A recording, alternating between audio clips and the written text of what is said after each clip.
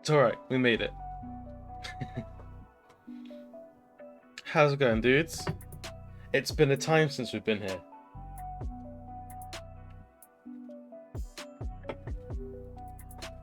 So, it is the very 1st of June, which means it's Pride time. Which means we're drawing big-ass, gay, non-binary paladins. Because what else are we gonna plot? What else are we gonna draw?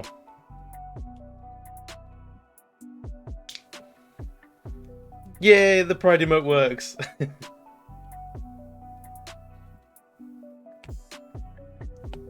So I need to actually fiddle with the sketch layers so we can actually start inking proper.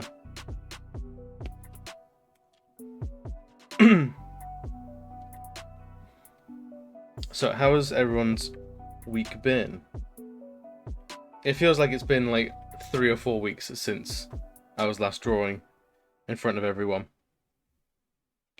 Make sure all the brushes are set up proper.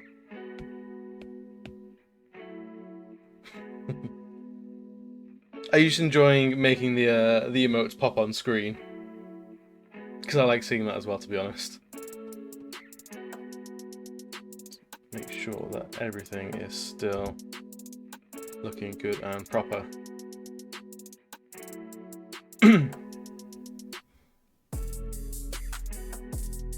So we don't actually have a name for our Paladin. Cancel. Make a new layer, that'll start. Other than our non-binary Pride Paladin.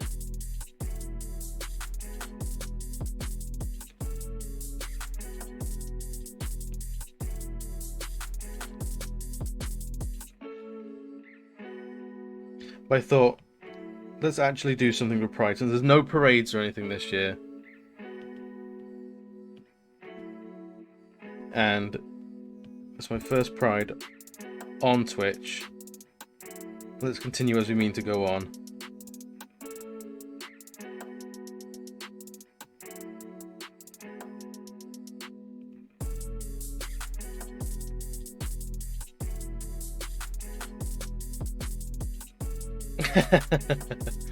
Thank you, Udon. You know allies are always welcome here. And honestly, allies have no end of importance. Because without allies, we're just a bunch of queers shouting in the rain. Udon, how's your day been going, my man? How's the new job been going as well? I think, what is this? The first proper week?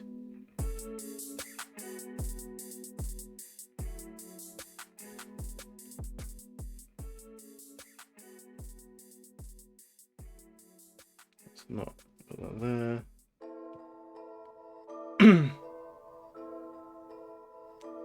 Absolutely makes them all Axis.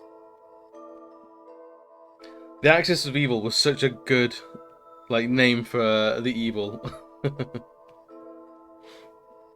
Becca's here as well. Excellent. How you doing, my dude? Actually, yeah.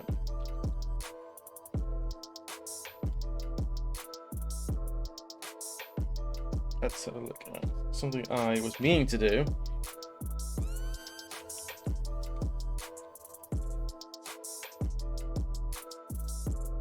There we go. And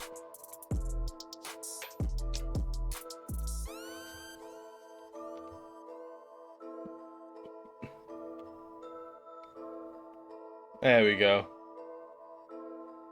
Something I've been meaning to do for a couple of streams now was dish out some more VIPs. I can't think of anyone better suited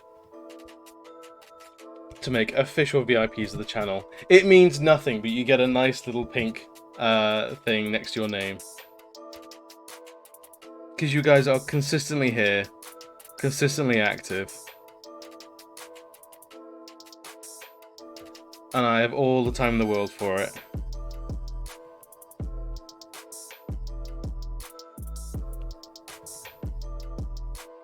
Absolutely, you two.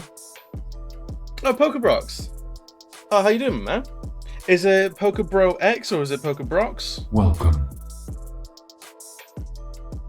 Oh, Poker, thank you for the subscription as well. Thank you so much. That's amazing. And yeah, Udon, we have an IRL connection as well, so it's only the correct thing to do. But Poker, thank you so much for joining in. We're bound through a troll. Yes. Is he really a troll? Originally it was Pokebro, but it was taken to Pokebro X. Just by Poker. Fair enough. But Pokebro X just sounds like the natural evolution. So going from Xbox to Twitch, you've just leveled up. You've gotten stronger and more potent. I think that's how we're playing it, right? Scouty man, how you doing? Happy Pride. And actually, Scouty, you are here a lot as well. So let's see.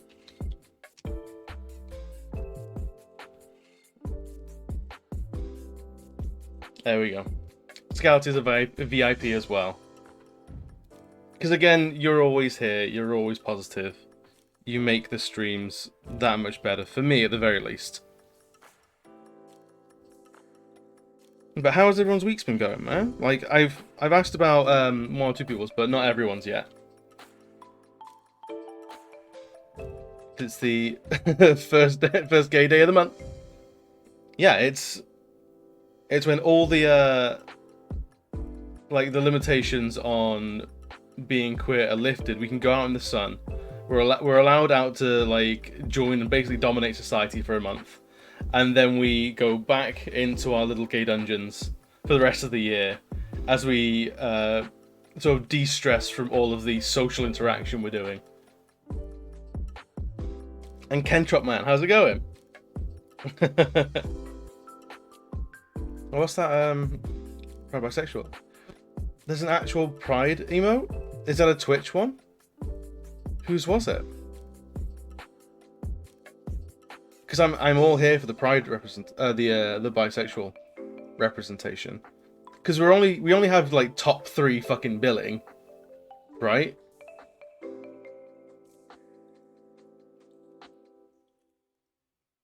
Oh, excellent. I have to dip into those and spam those in everyone else's chats as well. But for those just joining, here is what we are inking today. is as of unnamed non-binary Pride Paladin. Ken Troll. I appreciate the spamming of emotes. Cluttering my screen. You love to see it. So are those like Twitch official ones? Because I ain't seen them, and that's not okay. That's not on. Have I been queer blinkered? Is that what's happening? Have I not unlocked them?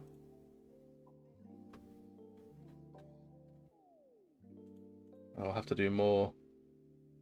Oh, they're a limited time one. Oh, so they might be from like prides of years gone by. That makes sense. That makes a lot of sense.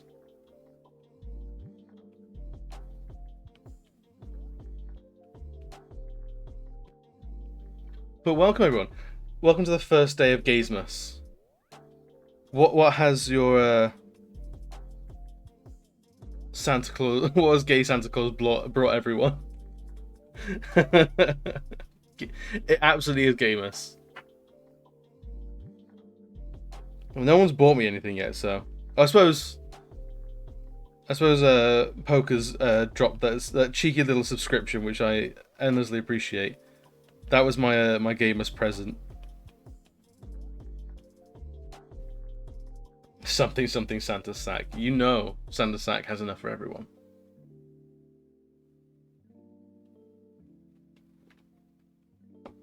So they're really making the emotes like collectibles. They already were, and I was already like holding off, like hunting emotes down like that, because I'm a sucker for collectibles. And now they're all like limited edition and like shit like that. Like, am I gonna have to like go to like TwitchCon for like the emotes and that's it? Is that how this is gonna shake down? And Doom Goblin, my sweet, how are you doing? Told my friend that it wasn't gamers. Homoka. Of course, like, but then we've got to have one for Kwanzaa as well, and Queenza I think fits. Oh, they're just right at the bottom.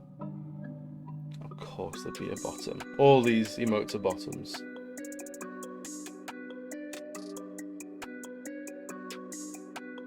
Yeah, I've got some. I've got all the love hearts, but not the outright flags. Welcome. Oh, and thank you so much for the Prime subscription as well. I need to check like how close we are to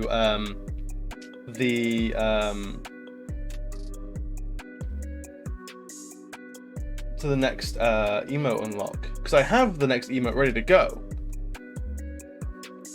And yes, it's June, so it's Pride time, so you've got to toss a coin to your queens. The welcome was just a sounds website I found. There was loads of stuff on there, and I just liked there was a nice little creepy welcome.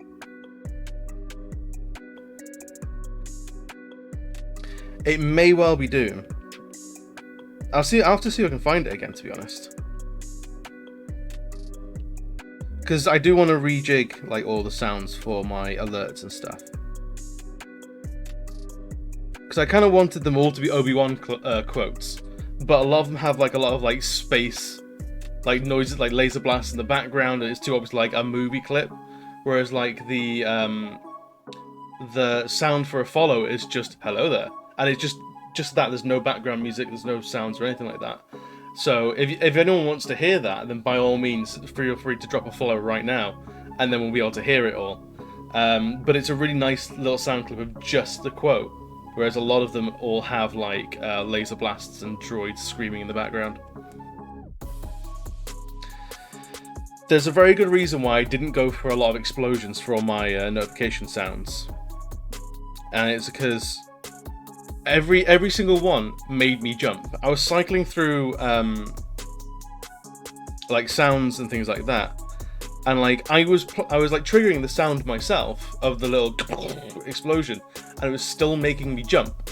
So I was like, I cannot handle this. I'll be frazzled within a month. Like, I'll be begging people not to follow me.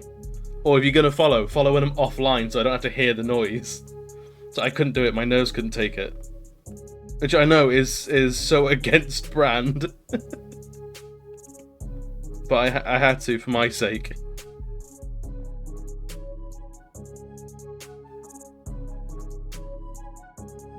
Because I am a delicate boy.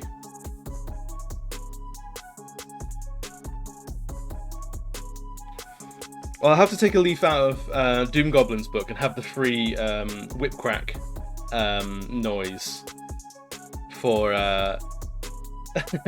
for his Alien Isolation one. Just to make him jump every now and again or keep him focused.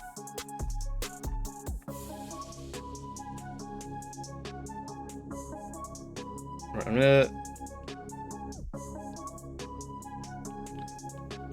gonna do this very, very delicate thing here. There we go, now it's pride. Filling the screen with pride hearts. That's what you love to see. I know I know it's there for every stream, and I really love the way you've incorporated it. Like, if I'm ever getting distracted, which of course with millennials, we have the attention span of like half a goldfish. Like, it's absolutely necessary. My follower noise is the kid going, "It's an avocado! Thanks!" That fits. Maybe they should all just be vines. Well, I know what the raid sound is now. The raid sound is obviously going to be, "Look at those chickens!" I'm gonna, as soon as the stream is over, I'm gonna fix that. Luda, mate, how's it going? Congratulations, Luda, on being Noodle Clan's Streamer of the Week as well. I think that earns a free shout out. Right here, right now.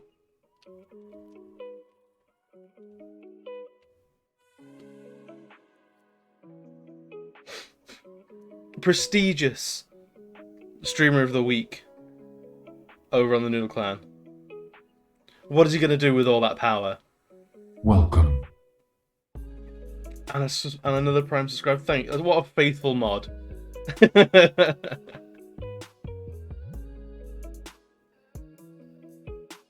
It does. I like the power up L and R you did with the heart. That one's a favourite of mine so far.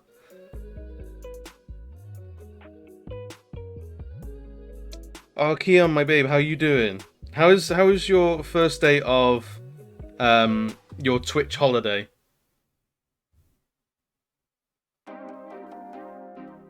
Oh shit, it's out.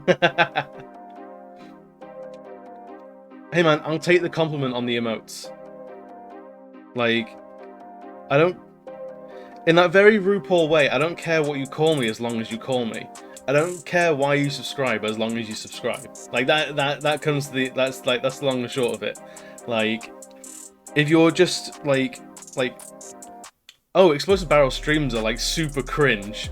Like, fucking, what an embarrassing time for him. I'm gonna subscribe just so he does it more and bait him into it. Like, that's fine, man. I'm still getting paid for it. The payday's still mine.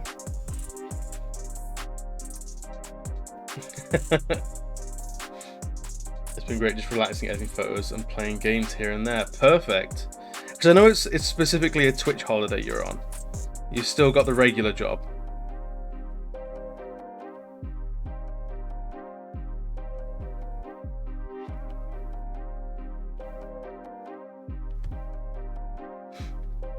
So I respect the admission to, like, guys, I gotta step away for a hot second. But you actually like it, so that makes it far easier to deal with.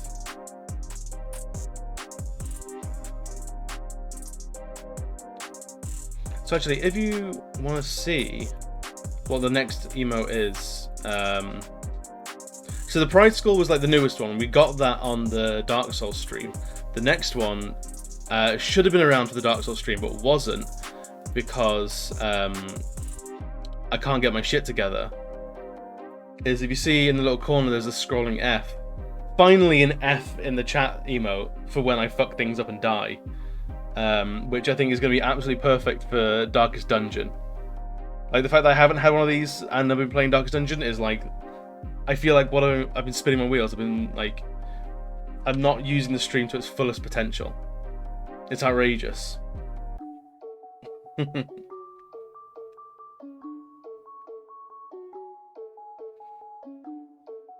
That and the weekends are slow and remote work. That's good. For real, first time I heard.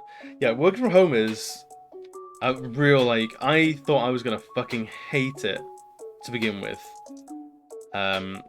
So if you're not aware, tragically, illustration, artwork, and streaming is not my full-time gig.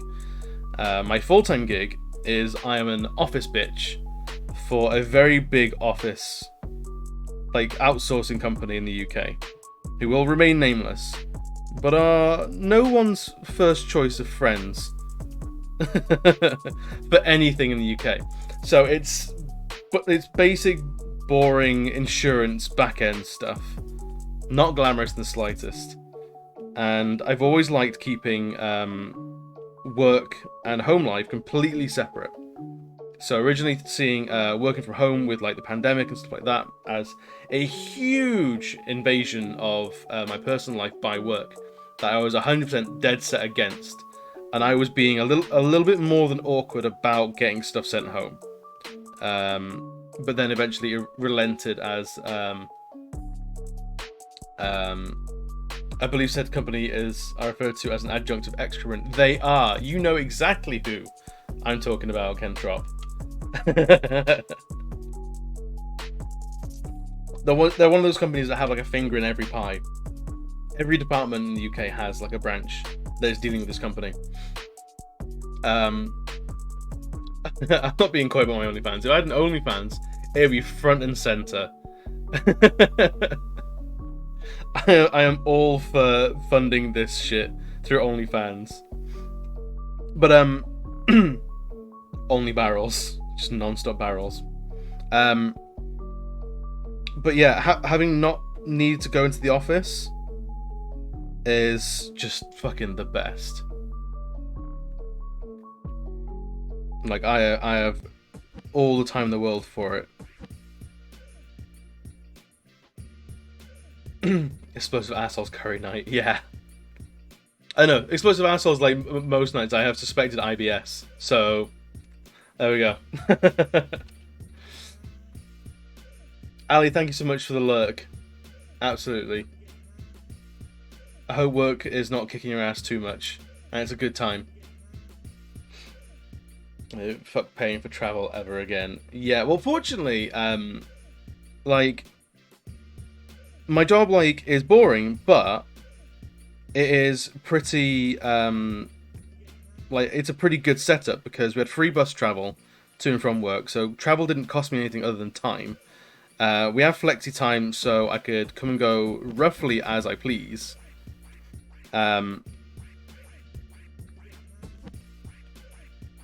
So it was already pretty, like, as jobs go, like, as a 9 to 5 goes, it's pretty alright. But yeah, being able to fucking DOS, like, the only reason I've been so active in like Discords and things like that is because I work from home and I have my phone out all the time. Scouty, thank you for the bits. 50 whole biddies. What an absolute hero. What an absolute champion. There we go. Let's have another.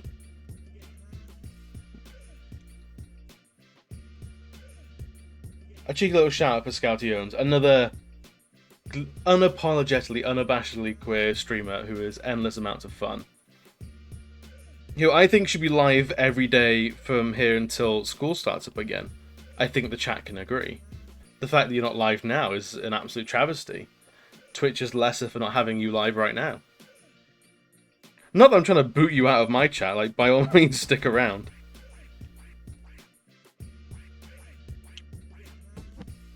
Yeah, so much easy access. Like, Kentrop, $3,000 a year on driving is madness. But it's now money in your pocket. That's fantastic.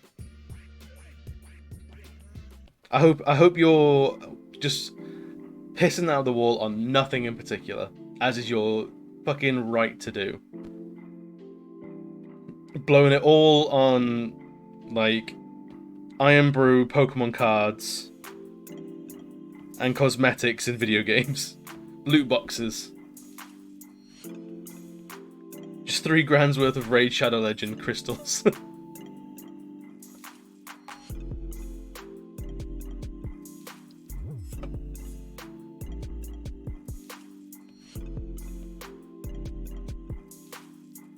Jazz is here as well. Fantastic. How are you doing? My darling. So I'll do a little bit of zoom out again so people can see. Because I find with how close I end up working on my sketches, no one knows what the fuck I'm drawing until I zoom out, and that doesn't happen nearly enough. So we are drawing our non-binary Pride Paladin. Jazz, I am so good today. The long weekend was super productive. Left me feeling really good. Back to work today. No one fucking talked to me, which is fantastic. I just did my work. I left.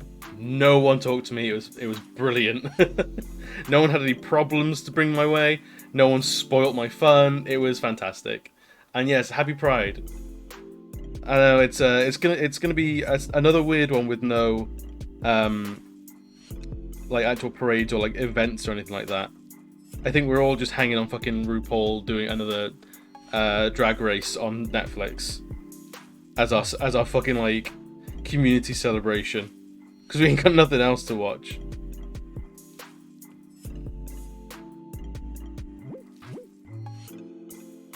But I'm glad to know you're great.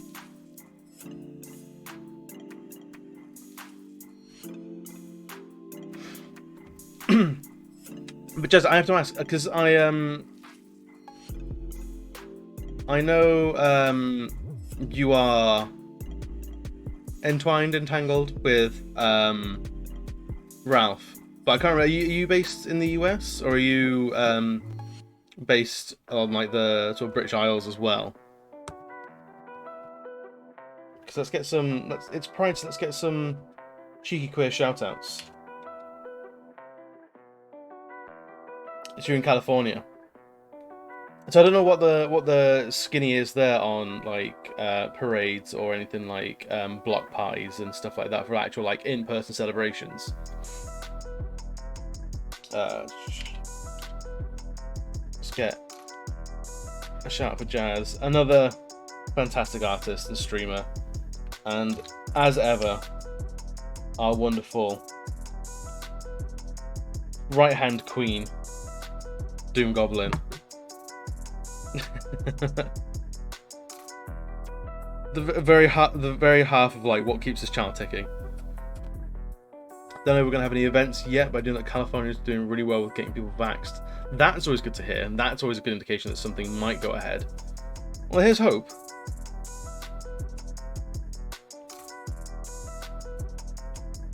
Because I know last year was the year that I know I was going to be doing a lot of travelling and stuff. You're flipping the canvas on me, man. Mehmet, what are you doing to me? Right, hang on. I'll just finish off this wee bit.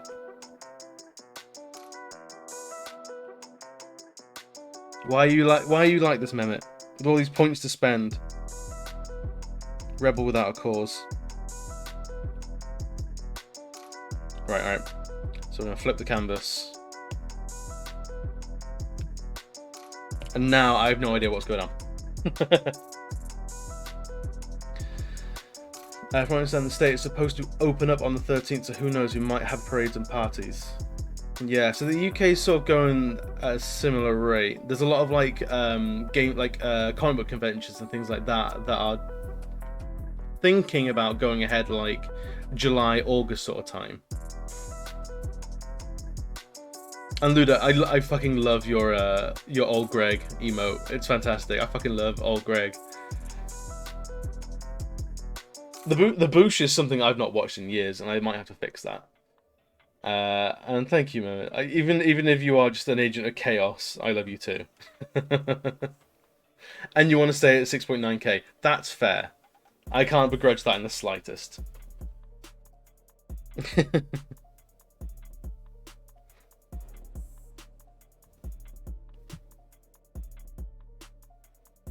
But man, how's your day been going, man? Is it a good one? Is it a day of note, or is it just a Tuesday? I'm trying to get that added to your next open slot. So is that going to be a theme? Because I dropped in your stream yesterday, I think. I think it was yesterday. The days mean nothing to me anymore. And I really liked how you got in with the theme of the Phoenix and all the fire and the animation. It looked fucking gorgeous. Like, the entire stream from top to bottom was brilliant. So are your emotes more like personal meme based, or are they going to be like all just fiery phoenixes? Phenai? I don't know what the plural is for a phoenix. Phoenixes. I think it's just phoenix. It's like octopus. Or sheep. Had no ideas about emotes and found free emote maker. Fair enough. Is it Phenoces? Phenices?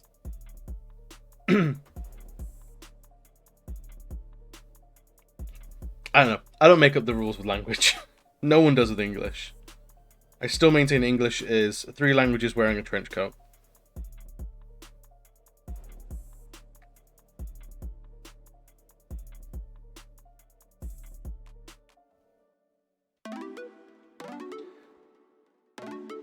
Just making fun ones for people to enjoy. That's I've really thought about what I want from emotes as well, because like I have no idea what to do with them.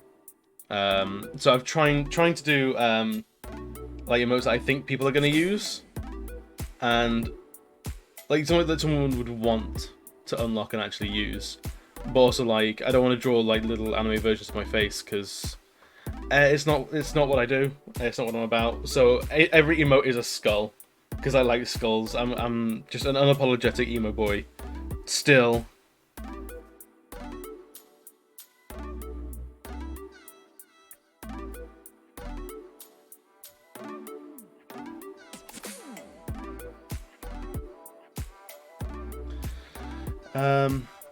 We do these trial tests for one that affects your entire fucking life. I joined a group to take those together for 20 days. Today was the first day. It was really cool, not gonna lie. Excellent. So you're 1/20th of the way through. Did a quick Google search. A lot of Pride events are going to be digital. However, I think that Palm Springs Pride, that's your local one, will be full force since we celebrate in November and not June. Excellent. November's like fucking, I was gonna say years away. It's months away. Feels like years away. So hopefully, like, if the vaccinations go at the current rate, then it should be like a pretty normal Pride. A normal Pride, with the as normal as Prides can be.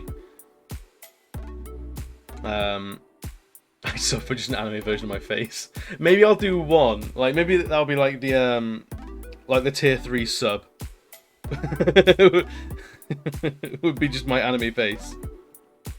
I haven't made like an uwu skull or anything like that yet, so maybe there's time for it.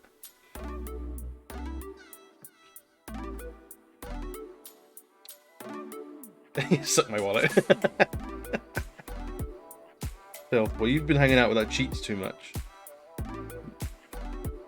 He's corrupted our lovely Turkish boy.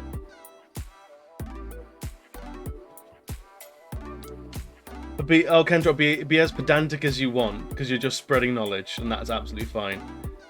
There is the one and the only Phoenix, so there is that, definitely. So I don't know, if you have like parallel universes, surely each universe is going to have its own Phoenix. And if we have Spider-Verse from our Phoenix-verse.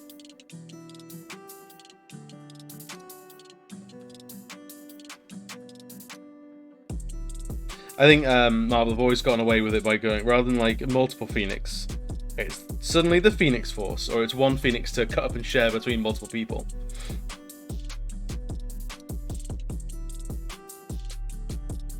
I need to redraw that because that was gross.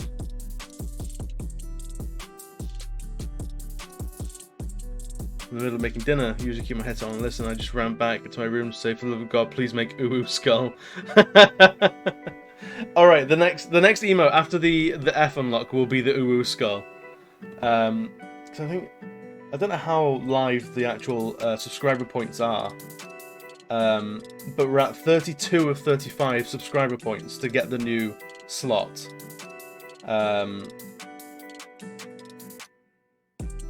So I think three more subs, and we've got that slot, and then I think it's a bunch more until the next one. But I think that might be the subathon stream that we're all hoping for. Our Turkish boy was never innocent. Yeah, Kentrop, I feel like you might be correct. Mend was never innocent and was just slowly coming out of his shell. It's only natural, of course, that he found his fellow degenerates. Full Nelson cheats. I think there's more as well, but those are the other two that come to mind.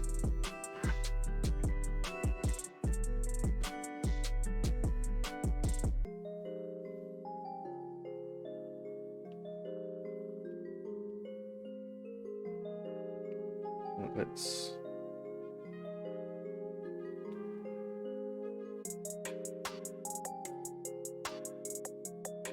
Degens attract degens. They absolutely do. Holy shit.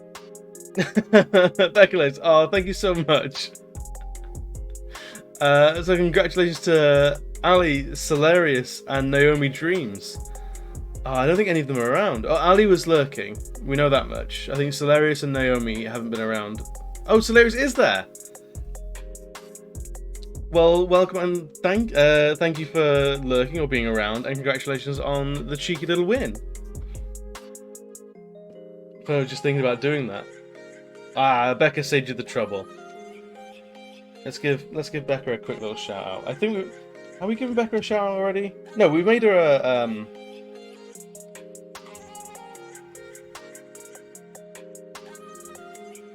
We made Becca a VIP. But we hadn't given a shout out yet. But Becca is also a streamer and a fucking lovely person to have in the community. I think it's taken a lot of determination, but I think Becca was around for most of the Dark Souls stream.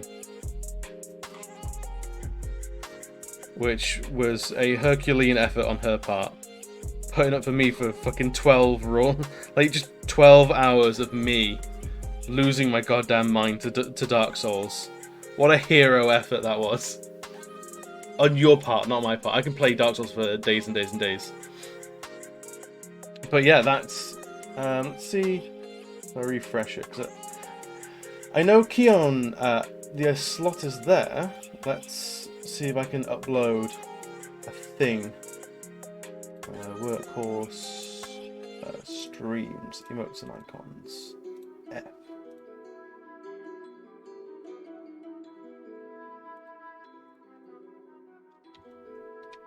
Explode 60 F upload. So we've uploaded the emote, but I know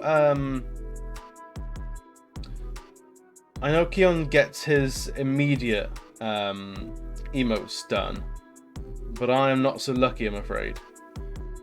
So I think it might be a day or two. They're not there for me at the moment.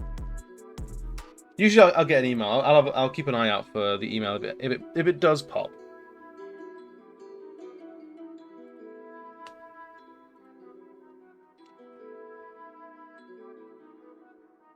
It'll be easy to find. I cleared out my emails because I like a nice I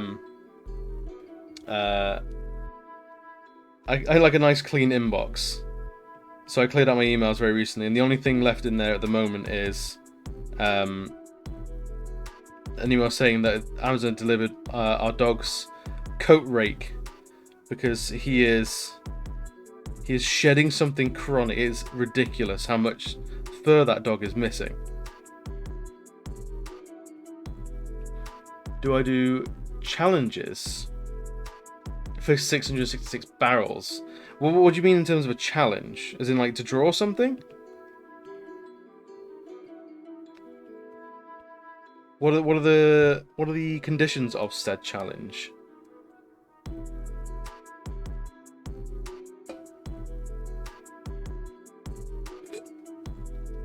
Oh, I keep doing this one.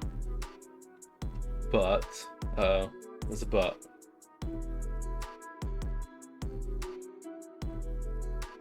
I can't use black. That's gonna be difficult. What can I do? What can I do? What can I do?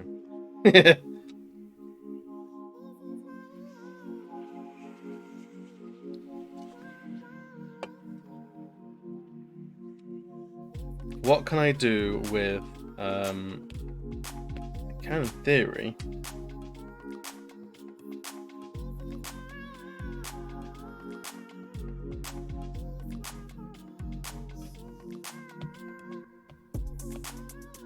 Hang on. If I hang on, it's gonna look crazy.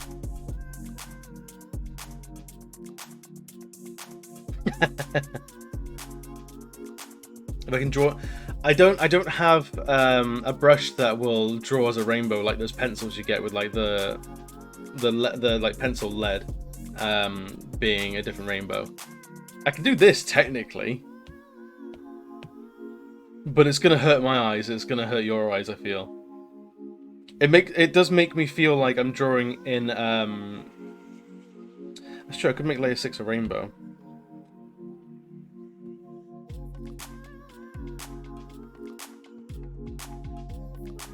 Hang on. I got an idea. Google.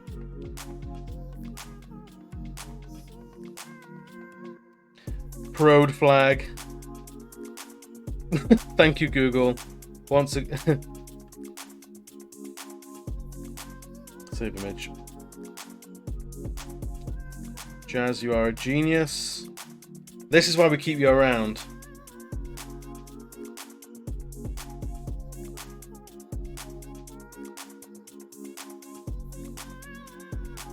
Clipping mask. Well, that's going to be interesting.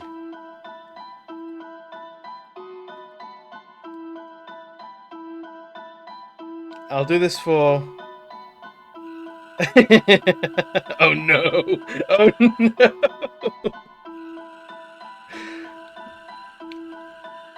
I'll do this for 10 minutes, so 25 past 8, and I'll turn it back to normal. Let's see how it goes. See if by the end I'm just clawing my eyes out. It's gonna really mess with how I feel like I'm waiting lines.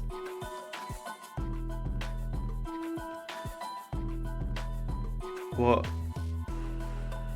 Is this all because we called you out on being a degenerate?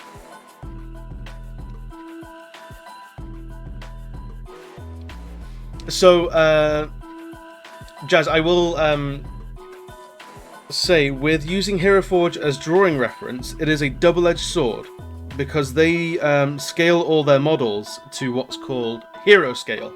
Now, hero scale are slightly deformed compared to actual real-life human anatomy.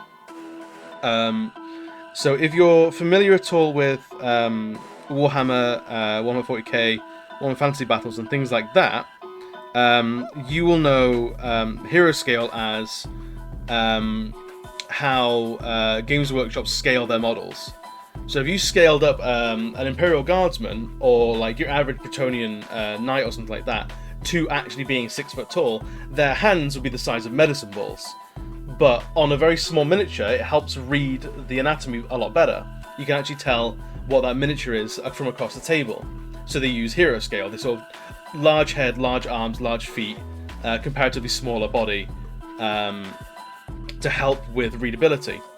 And Hero Forge do the same thing. So if you look at like the humans, their hands are big, chunky, like sausage fingers. They're too chunky, really. But where am I going? Where am I going? Chrome. There we go. All right, fine, whatever. If you go for, I think it's the half giant race or species at the very, very, very bottom. Where are they? God, there's got so many now. There you go, half giant. If you're half giant, because the actual giants are scaled up, but the hands aren't, and they're doing that to help things align with all like the equipable items and stuff like that you can slap on them. So it fixes a lot of the anatomy issues with Hero Forge. So if you're gonna do it, I fully recommend it. It's great. It helps so much, but you've got to go for the half giants to sort of counteract that. These are Adam's cheats with art, because it's all about the cheats.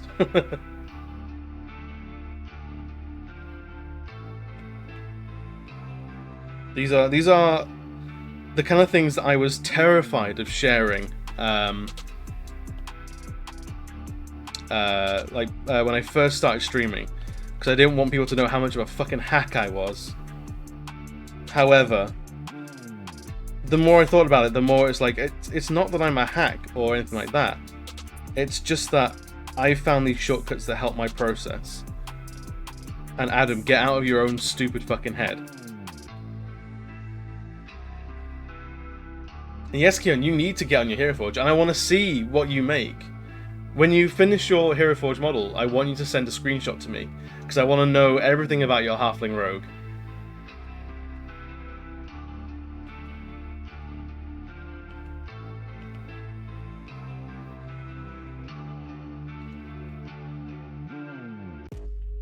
Yeah, Kenchop, you're absolutely right. Everyone's a hack, and it's just figuring out how you fit into that general hackdom.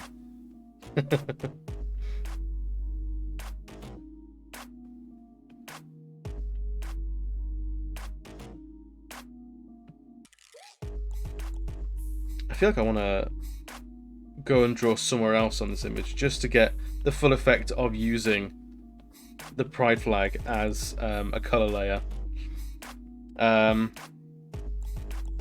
Let's go and draw. Let's make a start on this foot for a couple of minutes.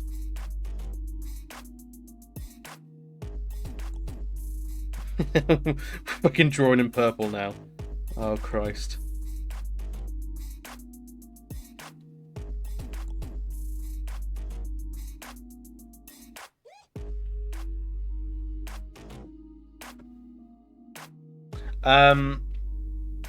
Udon, no, I am from Manchester originally. So I lived in Manchester from the age of 0 all the way up until 11, closer to 12, where I moved out to Tewkesbury in the sticks. But I still consider myself like very much like a Mancunian city boy in a lot of ways, a northerner at the very least.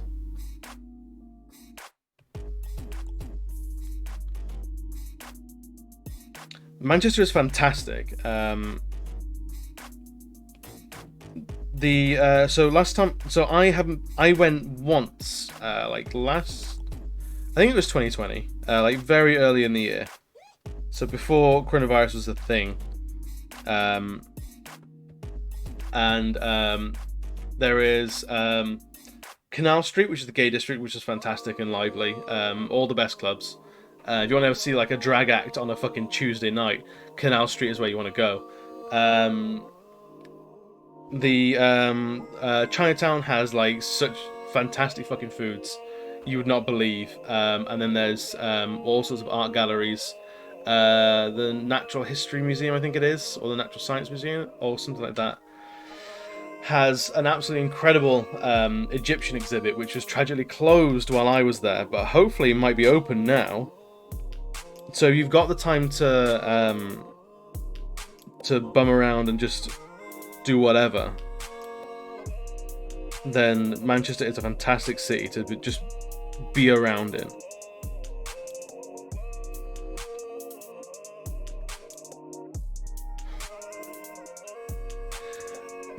In August, like what? It's like 2 months away. Depending on how things go with easing lockdowns and stuff like that, it could be all right. I don't know how much I want to hope about October stuff. Going for a night out with work, apparently. Okay. I'm not a big like.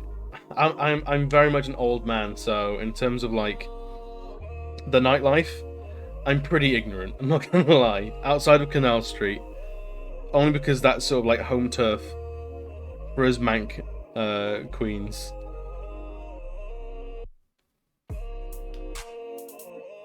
I'm not sure the best places to go. But hopefully your work knows the best play.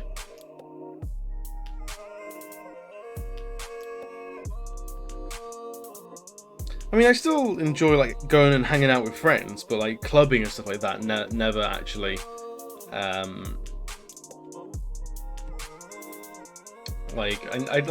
like going to hang out with people, but the drinking itself is, I'm just kind of over it. Like I did all that stuff at uni. Like I feel too busy now because I get awful hangovers and I never have the time for it. Oddly enough, my mum actually says that the local drag acts are really understanding and nowhere near as much hassle or drama as her bio-female clients. I say oddly because drag has a whole stigma of drama attached to it. So yeah, drama queens are bougie as fuck and high fucking maintenance as like an act and a personality goes, but a lot of them off stage can be really chill. They get it all out on stage and then they just kind of just go afterwards. What you see in things like Drag Race is all amped up because it's American reality TV. Some sort of communal place with loads of bars and stacked like Piccadilly. That would make sense. I have a bunch of queer friends who live up in Manc, and one of them is a non-binary comedian, so they are always like in parades and stuff. It'd be awesome. It'd be super nice to go see them, but we'll have to see. And hopefully soon. Is there a method to your approach with doing solid lines and doing the broken lines? There absolutely is. Basically, the solid lines are wherever there's the outline of an object, and then the broken lines are just to give definition. So, for example, if I was to draw a cube, the cube would be roughly like this.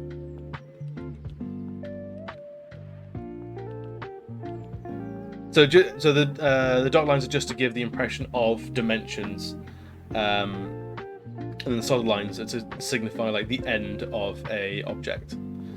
Thank you for the alert, Luda. You are always an absolute fucking hero. Endless amounts of enthusiasm for everything that you're doing at the moment. Still enjoy a drink, like the way in which you feel. It's fair enough.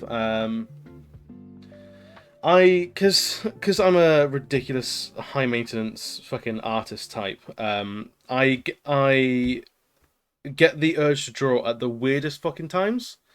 And it's really annoying to like get home from a night out and then find, oh no, I've got the energy to draw. But then because you've had like 2 beers, your fine motor skills are shot. So I can't like, I have this thing that I want to do, but I can't actually get to it.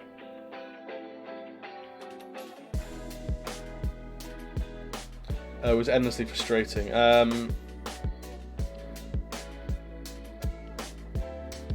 So I shall leave you on alert, but I'll definitely send you my hero once done with it. I went to materials last time. Excellent. Oh yeah, because you're a 3D modeling guy, so you on Hero Forge will be pulling some absolute wizardry. I'm expecting like full beauty renders from your halfling, Keon. As a fellow pledger, hello friend. I want to design something at 2 a.m. Yeah, like when that urge hits, like, it's awful to not be able to fulfill it.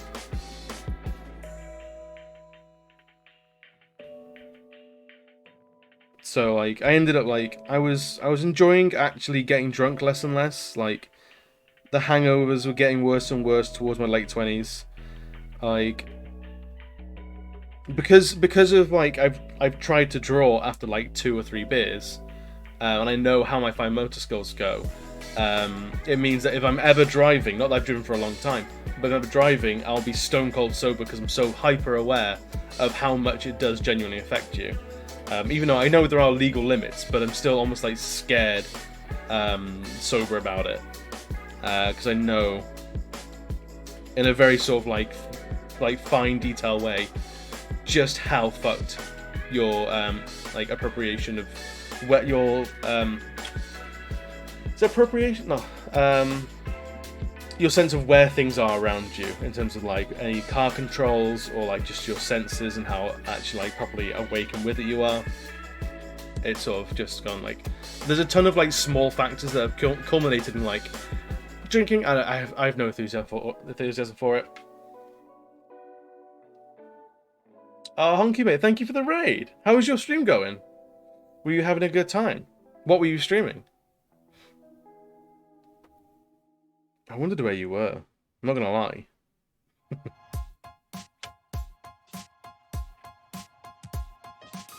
But Honky mate, it's good to see you and thank you for thinking of me.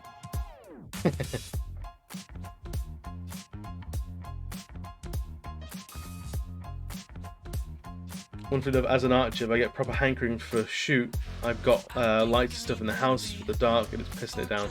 I've walked for targets, I can just go for it, unless I've been drinking, then wifey takes the keys and bow in case I can look. Yeah. Drunken control of a bow and arrow. That's an interesting predicament to find yourself in.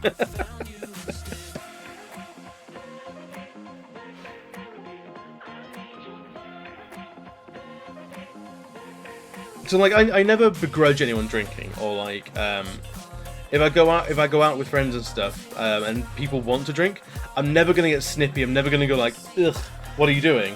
How dare you consume the alcohol in my presence? What the fuck are you doing? It's just not for me.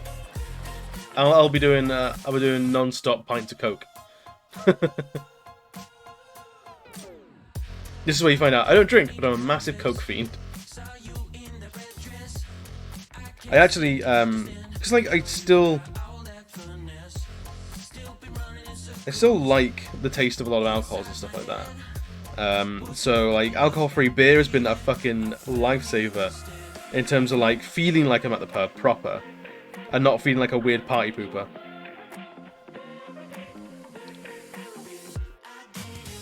The only drug I do is caffeine. Again, so like throughout school, I was never really, I was never a cool kid, so I never got invited to those kind of parties where any like weed or anything like that was being passed around. All my friends were too nerdy to get their hands on the stuff. And then going into uni, like there were some houses that were just notorious for having a lot of weed. Some people that were notorious for a lot of coke when they went out. But I just never find myself in those situations. I was never like in the same vicinity of people smoking weed or doing coke and things like that. So it just kind of passed me by. And I eventually got to the point where it's like I'm never going to chase that down. I had no like desire to do it, and it's not naturally coming across my path. It's like, nah, this is never going to happen. Again, don't begrudge people that do it as long as they don't become a menace. Like, I know weed is like the least menacing thing in the fucking world. You're gonna get really giggly and sit in your living room and eat like Doritos for the night. Like, what a menace to society. Like, no begrudge that. And like, if you're gonna do coke, then be out in a club doing coke, because that's the appropriate setting for that kind of shit. When everyone else is getting drunk and you're just bouncing off the walls, then it's fine. Is it the curiosity isn't there? Then that's a start. Yeah, I saw enough people like after having done like weed and stuff like that, like, oh, I know what that does. Where should I go to do my math? Just Twitter. I think Twitter's a good place for math. Twitter's like this weird, like, really angry place that I think meth suits. I can sit in the living room, shotgunning Doritos and pizza, and not need to be high at all. Right? If you like food, then you don't need anything else to help you along it.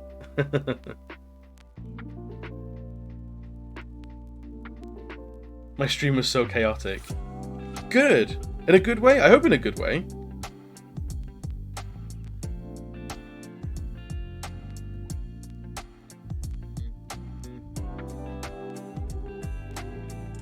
Chaotic streams are the greatest.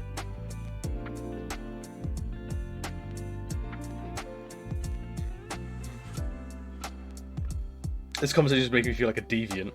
No, it's just I'm really fucking boring. Like, I've never felt the need for like mood enhancers or anything like that. So, like, I knew kids at school that were doing poppers and stuff like that. And it's like, I was too busy playing video games and having no money. Better than being belligerent and numerous. Imagine having to do every flavour in the world in a dish in 10 minutes. Oh, so the game was going off the fucking rails. Your mum growing up would always be like, you should always try everything once. That's a really chill mum to have, but also really fucking dangerous. Yeah, try math just once. Right. So, inking with the pride flag in the background has been a lot of fun. And honestly, Mem, I think it's going to be something I'm going to have to try again sometime. Maybe we'll make it an actual, like, points redemption. I'll try everything once, more if I like it. Yeah.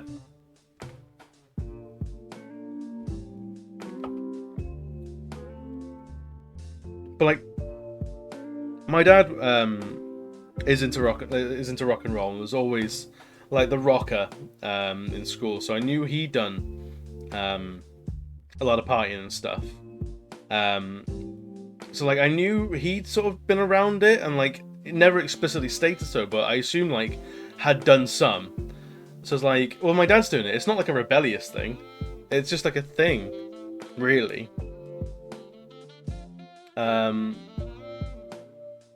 I've tried that trend of like drawing with the colours turned off. I haven't, but I've seen a couple of people do it myself, like themselves. It'd be interesting to see how I do it on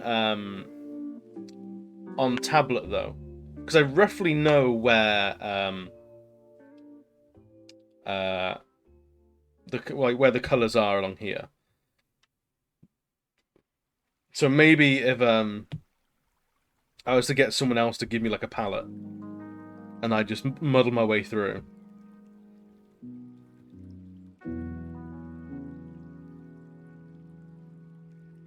But yeah, long and short of it is, you guys aren't deviants for doing things. I'm just boring. There's just different strokes, man. Like it's never like outwardly crossed my path like that, and I've never had like an intense like I want to give this a go. I want to know what it's like, because I can see from other people what it's like. Like it is what it is, man. There's no judgment. You do what you do to have your fun.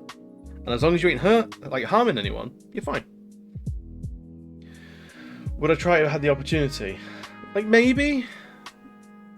Chances are it would be unlikely. I'd probably just pass it along.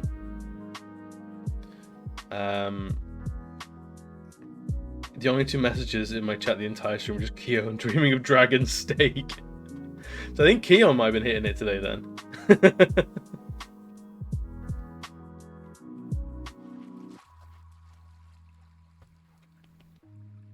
I can't imagine I'll ever be in a position to like be offered it at this point. Like, no one I know does like house parties or anything like that.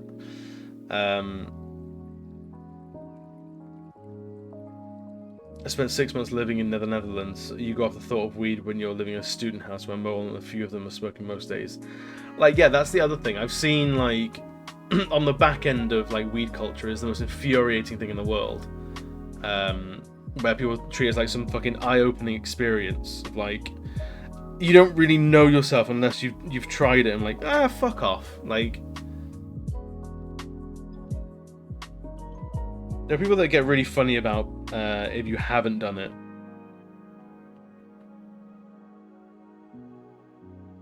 I mean, like, also like in terms of like taboos and things like that, like I was growing up queer, I had my own taboos to break. So like, it's not drugs, but I had my own things that I was like, I shouldn't, like, should I be doing this?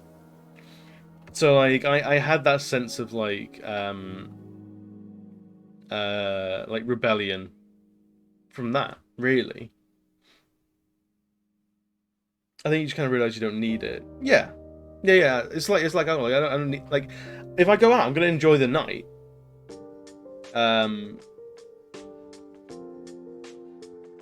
Like, I will still enjoy the night, even stone cold sober. So like, why invite that? As soon as you realize you literally have the same good vibes whether you drink or smoke or not, so why spend the money? That also very true. Drinking and smoking is very fucking expensive. And I, for a long time, have been into Warhammer, which has taken all of my fucking money. Who needs to smoke crack when you can suck cock? Preach! That's the nuggets of wisdom we keep Caleb around for. Wasn't even just culture, just everything had a permanent smell of weed. Clothes ended up getting thrown out when I came home. Couldn't smell much else than stale weed. Oh man, that just sounds like those are the kind of people that put me off the scene anywhere really. So put it on a t-shirt. It's quite difficult if everything else is placid and you're not. But if you're not the sort of person to drink, then you probably wouldn't be hanging out with those people. I mean, again, like, I was there were times where I was drinking, and Caleb will absolutely attest to this, where I would get absolutely rat-assed myself. So I was one of those people getting rat-assed with everyone else. And there's a certain level of, like, if it becomes a barrier for you hanging out with someone, then that speaks to a larger issue of, like, what alcohol means and things like that. Who needs money when you just sign your pay to the Emperor, right? For the glory of mankind. You gotta fight by the tides of chaos with every penny of your fucking paycheck. Warhammer still maintains, like... This is the kind of shit of, like, why I never got into, like, drugs or anything like that. Because, like, my thing of, like, if I won the lottery, I just get back into Warhammer. I wouldn't go buy a mountain or buy like a mansion. I wouldn't go on this ridiculous holiday. I quit my job. I pick up Warhammer again and just draw and stream and shit. Like that's all I do. I pick up a new hobby or return to an old hobby.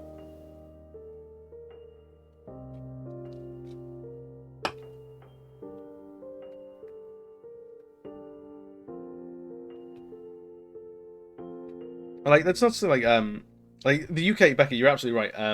The UK definitely has a weird cultural thing with alcohol, and it's not healthy in the slightest.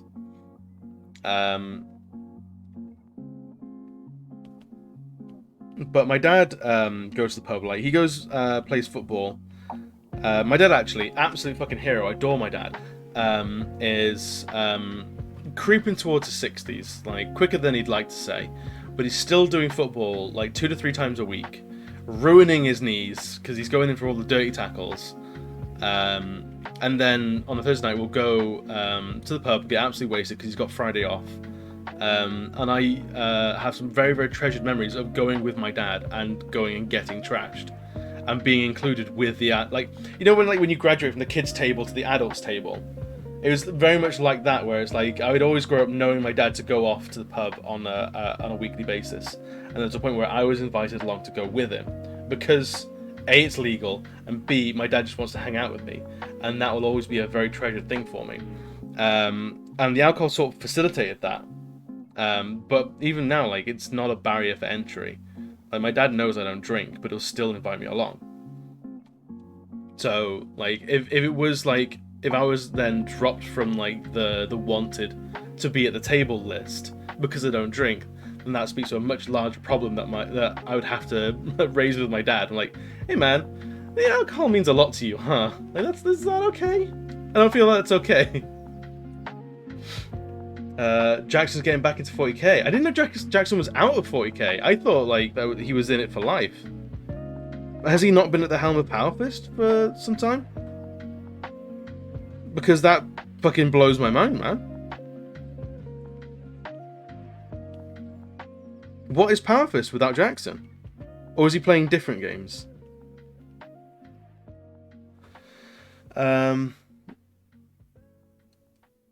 So who the fuck is running Power Fist now? Because that was Jackson and Al's baby.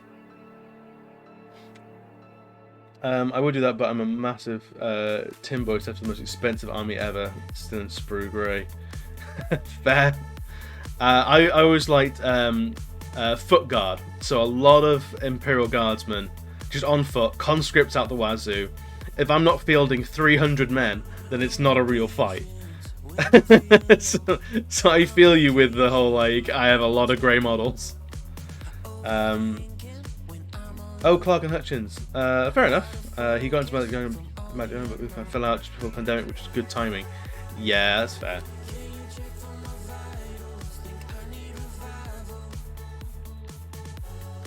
Man, I mean, I feel like I've been trash at keeping up with people, like, post-uni, so there's a lot of stuff that I've missed from Power Fist. Like, fucking...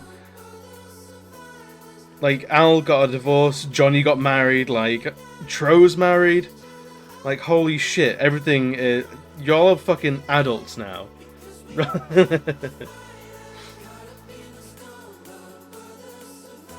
Yeah, not fielded 300 men? Outrageous, unheard of. So I have a real soft spot for Imperial Guardsmen, because I like that whole, like, with all the infinite terrors of the universe, you still have just basic ass fucking humans. They're trash, they're expendable, but you still got them there and they're still plugging away. They still believe in the cause. Like, Emperor fucking bless them, they're trying. 300 leader checks. So I bowed out of 40k about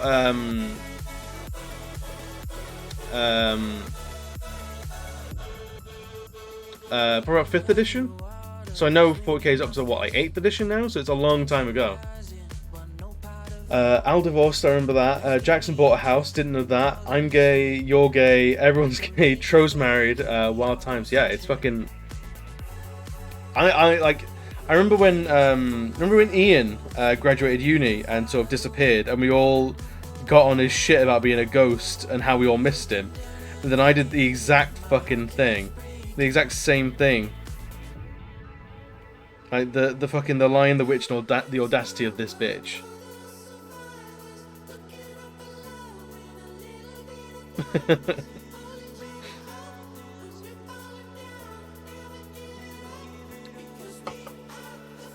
That's what's about, like, yeah, Casper, yeah. That's me just failing to maintain relationships right there. That's something I've tried to get better at, but it is fucking hard. Because I without streaming, I am a natural hermit. I will go days without talking to another person and not blink. It is a bit of a problem. Not gonna lie. There have been a few people. There are a few people that are out there that think, oh, maybe Adam's got a massive problem with me, and that's not true at all. I have problems with very few people in the world, but I'm just a fucking hermit, man.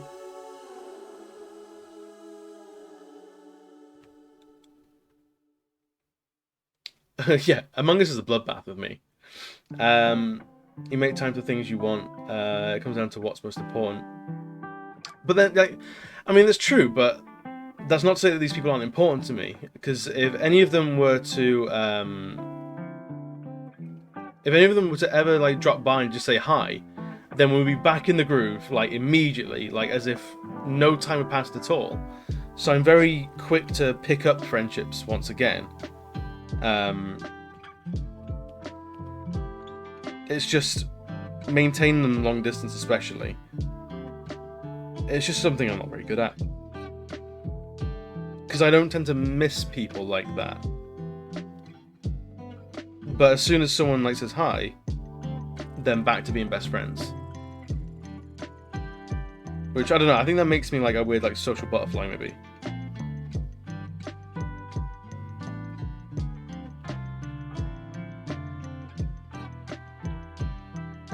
Man, I came here to draw gay shit and have a good time. You guys are making me think. It's always wild when you run into someone again. It's been years and you saw each other yesterday. Yeah, that's... Like, I feel like I'm good at that. I feel like that's typically how I am.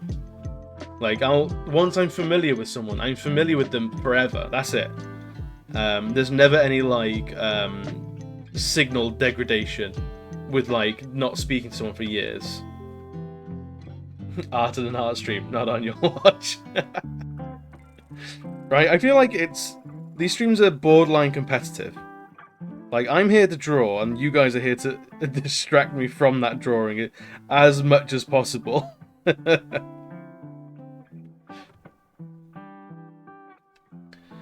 Also, I have two friends who are basically the only people I'm still friends with from school, and we went out for dinner last week and after not seeing each other for 3 years. Yeah, that's the kind of shit that I feel like I'm good at. That's generally how I am with stuff. I'm like that with Jackson, the gang. I see him sometimes once a year, and it's at the same times when I saw him every week. Yep. Also, like, there's the other thing where it's like, people have busy fucking lives, man. Like, there's a lot to be said about people that think that friendships need to be maintained every day. And they honestly don't, because everyone has a fucking life. Everyone has friends outside of friendships.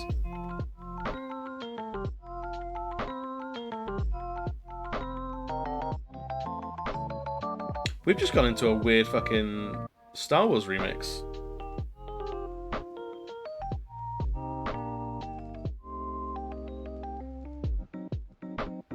Okay. Yeah, this is like a weird lo-fi Star Wars remix. Yeah, I had an album or a playlist playing, and it's just gone off the fucking deep end. I'm not sure if I can really play that. Let's do that. I have no idea where Spotify took itself. It was like, this is done. We're gonna go this way. So hang on, I'll just catch up with the chat real quick. One of my best friends, as a child, we barely speak, but we met up. Like I saw him yesterday. I think some relationships don't need the daily check-ins. Absolutely, and I think we should be all for normalizing that kind of stuff. Because especially in this day and age, where you can be a part of like 7 or 8 different cliques for like different hobbies and different areas, like different sites that you touch yourself to online. You can have like 3 or 4 separate circles of friends, whereas I don't think you could ever really have that before the internet. What do I use for stream music, by the way? So sometimes I use is it music? Should give you so Right Grumpy, thank you very much for the follow. I have not missed you. I see you there. Thank you very much. Let us know how you've been doing, my man. I'll give you a quick zoom out for what we're drawing today. While I talk about music and stuff like that. So obviously I use a lot of stream beats, Harris Heller, that kind of stuff. But if I go to Cynthia, so my barber is also a new retrowave musician, and he's given me permission to use his stuff online as well. Honky, and I see your message there. In that case, shoot me an email.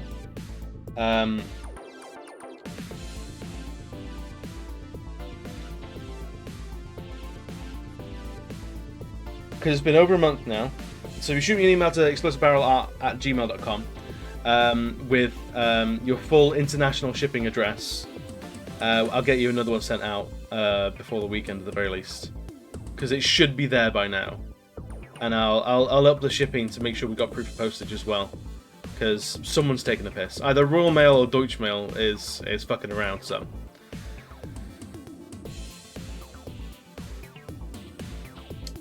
So much as my partner in crime is busy as fuck. I'm busy as fuck. We both work in information security. It's just being only can drop. So social time gets taken up a lot. We bitch each other on Facebook and meet up once a year or so. And it's like nothing ever happened. Those are the best friendships. I think everyone needs those. Stream Beats is great. There is who else is it? They are called Nerd Odyssey are also really good. They do a lot of royalty-free stuff, really chill stuff.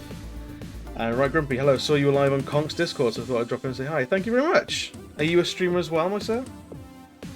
I'm very presumptive to call you sir there. I apologise.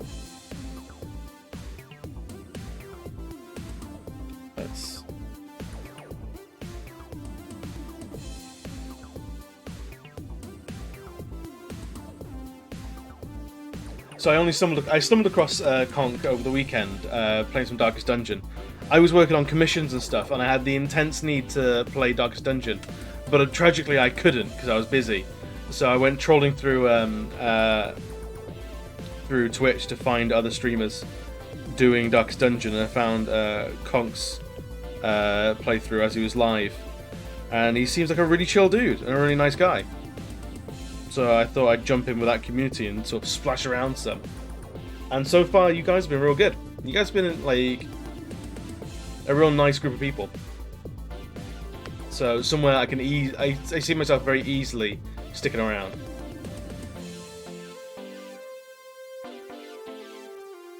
Right, where are we going next with this?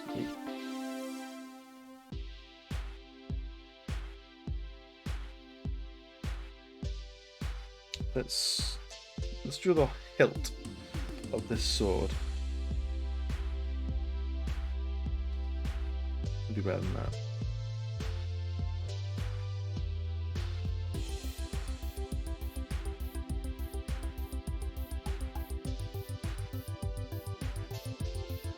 Hey, Total Cherries, how's it going, my man? Are you good? Oh, you're lurking. Fair. I can understand that. I appreciate the look nonetheless. Always good to see, my man. Streamlabs was like, I'm the only gonna alert the stream if someone cheers 100 bits. Fuck you, Streamlabs. Wait, what was that? Streamlabs. Let the stream only if someone cheers 100 bits. That's a high barrier for entry. I think, Now you can set Streamlabs to be whatever you want. I believe. Let me double check that before I feed everyone fucking loads of misinformation. Alert box. Bits.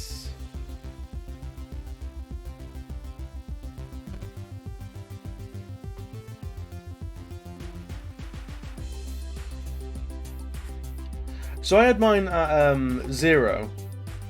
I'm going to increase that to 1 and save settings. See if that does anything.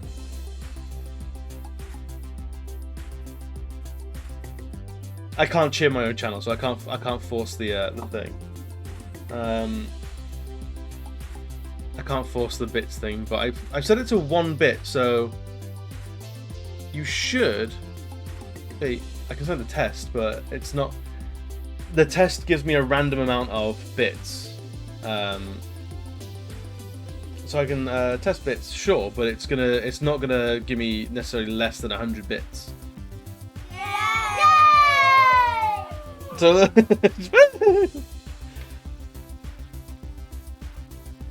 so like functionally it works, but I don't know if it's going to work for someone else given like a singular bit. I thought it should do, but then I've not heard that alert in a long time, so I guess it hasn't.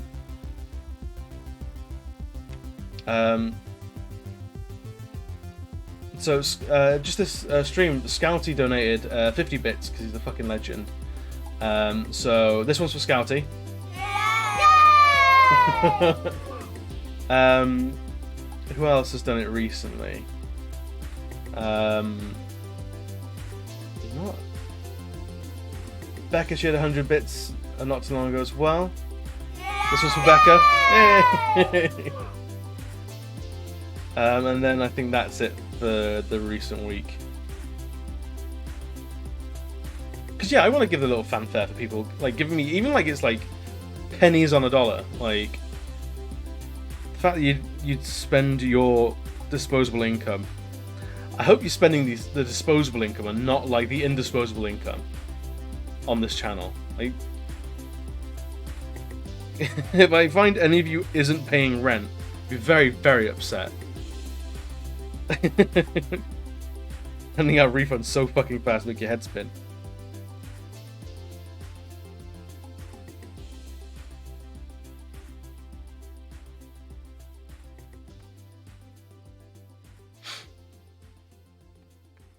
Always good, just lurking while you're working. Well, hopefully work isn't kicking your ass, Cherries.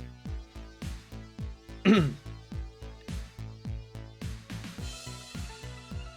you say it's just standard? Like, so even if I set it to 1, it's still gonna wait for 100 bits to send the alert, because that's bullshit.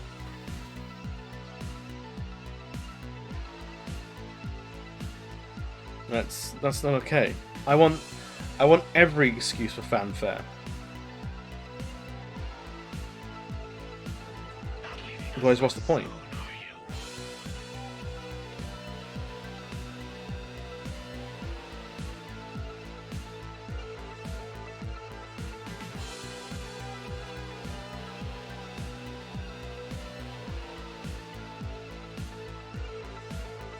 History knives alerts, no matter the amount. Nacho mate, how's it going?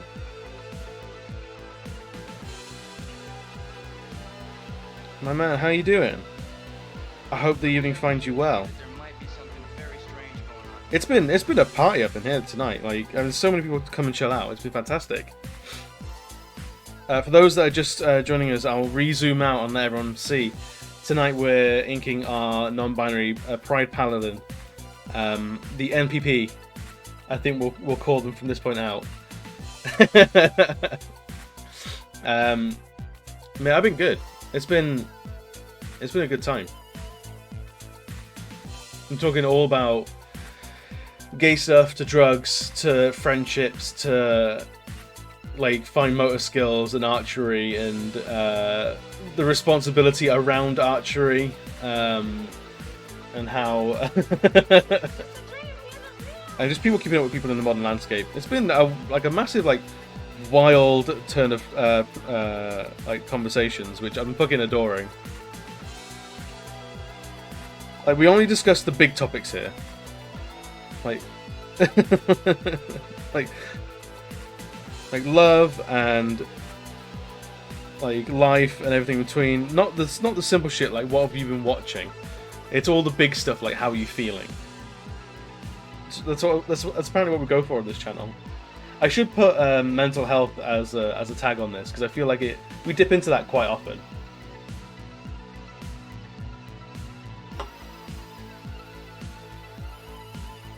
I think I don't know if Mehmet's still around, but thanks to him, I think we've workshopped a new channel points redemption as well.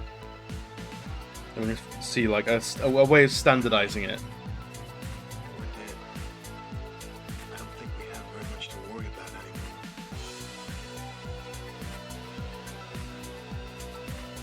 Yeah, it's because we're all sad. We're all sad just because we're millennials. It comes with the territory.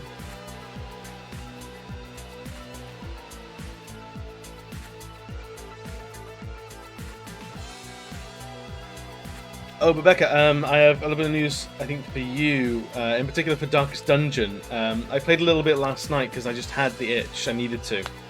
And I tried my first veteran mission with you and 3 other nameless goons. And you'll be proud to know that we fucking smashed it. Because I tried to, if it's off stream, I don't want to use named characters in case they die. So using your character was a bit of a gamble. But you pulled through, absolutely smashed the little mission to the cove on veteran. and no one died, and we made some money. It was great. No, it's a good one as far as Darkest Dungeon goes. No, you were absolutely fine. I think you're what are they called? They're not Valkyries. They're something else. Helion. Your Helion is still doing very, very well. Like the only players or stream friends characters we've lost is Doom Goblin and Mehmet, I believe. Bit the dust pretty hard in one mission. I don't know if he knew that or not, but I hope he was sitting down for that news. Rip indeed.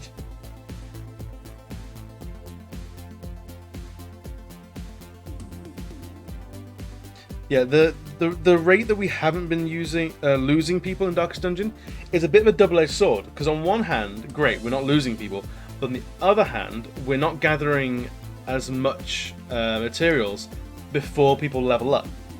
So we've got a lot of people that are hitting rank 3 and only want to go on veteran missions, but I haven't fully equipped and leveled things up to deal with veteran missions alongside them. So we're getting a lot of heroes that we can basically do nothing with. And it's only just recently that we're actually getting into the veteran stuff.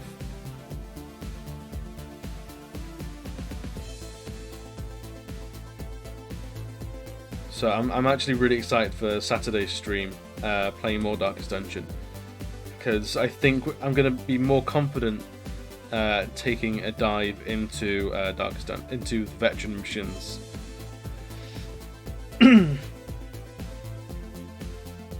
You'll be surprised, Becca. It creeps up on you real fast. A bio. It's been going good, man. How's your day?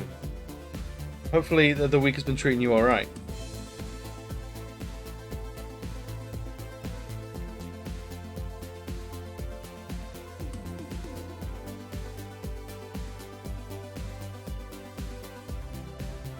What are we doing with that?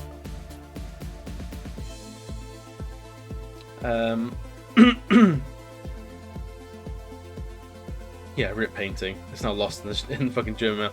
It may not have even made it to Germany, to be honest. It may be somewhere mulched down in an English post office somewhere. Who knows at this point? But yeah, Honky, send me that email with yeah, maybe just fell off the boat. Send me that email with your full address. I'll double check it to what was sent before as well. Full international address as well. I had some people that won that based in America that gave me like domestic shipping addresses. I was like, great, that gets me halfway there. I need to know the rest, man. Yeah, sure thing, man. Yeah.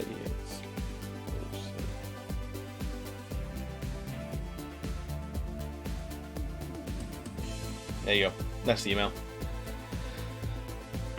So it was one of the lads, I Am Beans. I'm going to call him out because I've called him out before, and at this point, like, fucking, what is he doing? It's like, hey, can I get your address? And he goes, yeah, I live in Illinois. I'm like, fucking great. Some of you've heard the story before, but I'll tell it again. But, like, whereabouts in Illinois do you fucking live? Because A, that's a different country. B, this is one state of many. See, that's a fucking state, not a street, not a house. So where are you? You fucking... You know when someone, like... You ask what you think is a very simple question. And then you just don't get a good answer. It's like, well... Points for trying.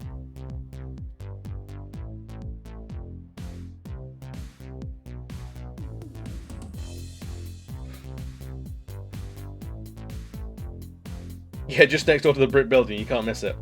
If you hit the bridge, you've gone too far. Yeah, if I want to place a package directly in your ass, well... I don't know why it's not a simple thing, but apparently it's not. Fucking outrageous.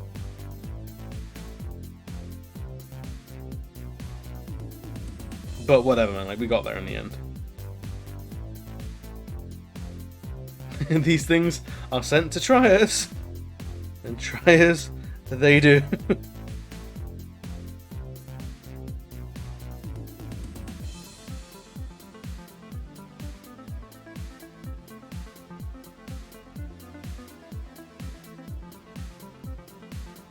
Right, how far are we actually getting through this? So we've done like face, most of the like chest and torso, one arm. Finish with the sword, and then we'll get all the chest until the belt done, and then we'll see what takes our fancy from there.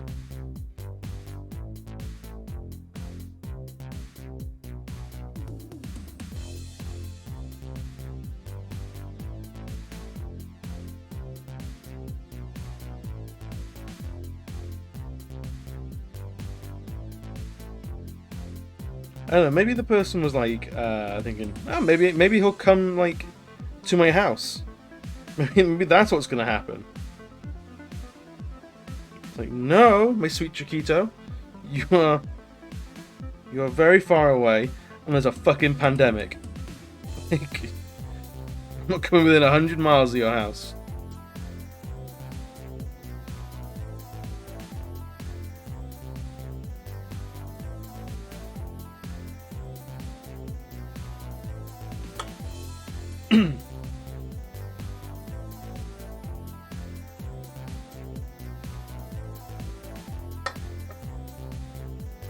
Cool, so I want to do more detailing on the sword, but we'll leave that there for now. Because we'll get like everything blocked in, and then we'll do like a detail run afterwards for doing like little like etchings and carvings and all that sort of jazz. Is what I tend to do.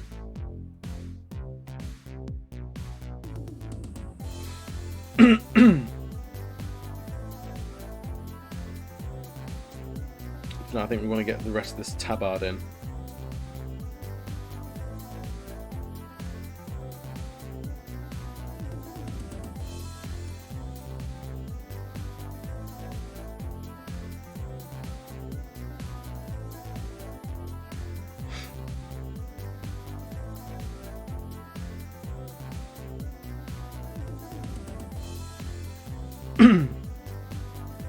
So I did have one thing that I think I was gonna launch at the chat more than anything. It was because I'm gonna obviously color this one in, and obviously the pride flag will be pride flag colors. But I don't know what color I want to do the armor. Do we want to go with like a nice luxurious gold or like a classic silver? So I'll be open to suggestions on that, sure.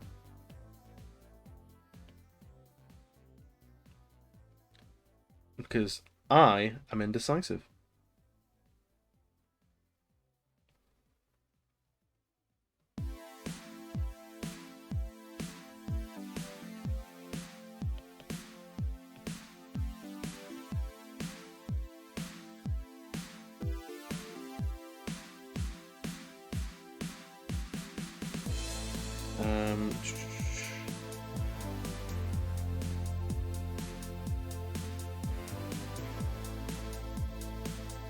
I just don't like that being there. That could go a little bit more.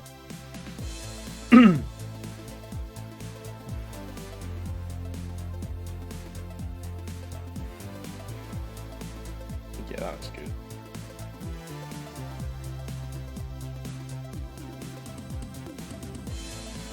And then here for more of that just definition of the here's what I need to remember, like what the fuck was I drawing down here? Because I drew this like last not gonna lie, last thing Sunday night. So there's a few things I'm like, It's hilarious. I'm glad I'm not the only one with that issue. We'll have a spark of like, I know what I'm doing, and then you'll come back to it the next thing and go, what the fuck was I thinking? Not like I'm outraged at what I was thinking, I'm legit curious, what the fuck was I thinking? I need someone to answer me.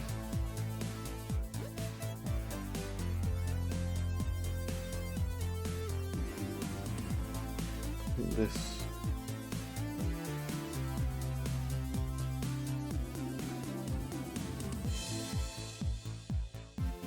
We'll just stick a little rivet in there. That's good detailing. It's every Monday at work. Like, you're not wrong. Not wrong in the slightest.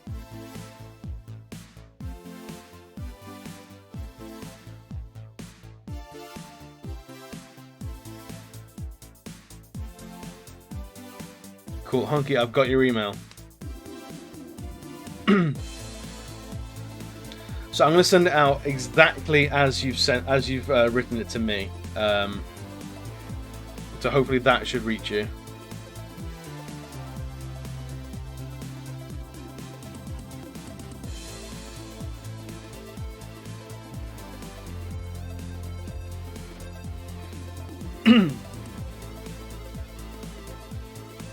Right.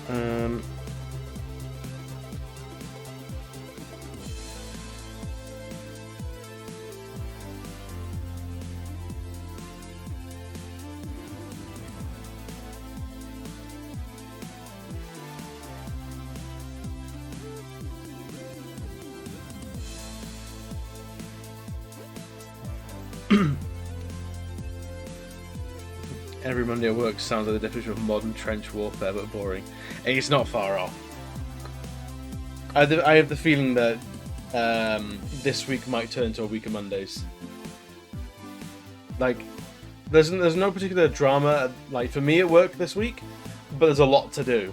So, barring like anything going wrong or like new things coming in, it's going to be a lot of the same for the entire week. No day is going to feel different, other than about Thursday we'll start to see the light at the end of the tunnel for the weekend. So we'll be seeing how that goes. And if Karen's in the building, the mustard gas comes out. The mustard gas will be normal ass mustard. Yeah, just sling condiments at him. I'm lucky. I'm lucky because I don't deal with the public. I don't get much in the way of Karens, but definitely do get some fucking snotty emails from people that don't know what they're talking about. As is office work, to be honest. It's what it is.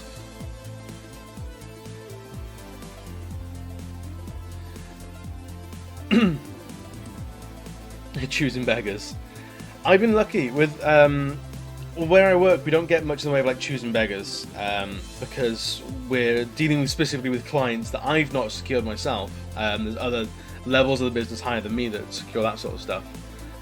So the fuckers, they don't want to do any work themselves, so they'll see how much work we can do without going, it's not in the contract, you have to do that yourself. So we get a lot of that. Choosing beggars I've had before in like artwork and stuff like that, where it's like, hey, can you draw my D&D character? Cool, yeah, here's what that would cost. And like, oh, well, like, it's just for me, so I wasn't expecting like any money or anything like that. So like, wah, like, oh, you can keep going then. Bye. Did my first call a new job today. It was terrifying. That's always rough. I'm never very good on phones.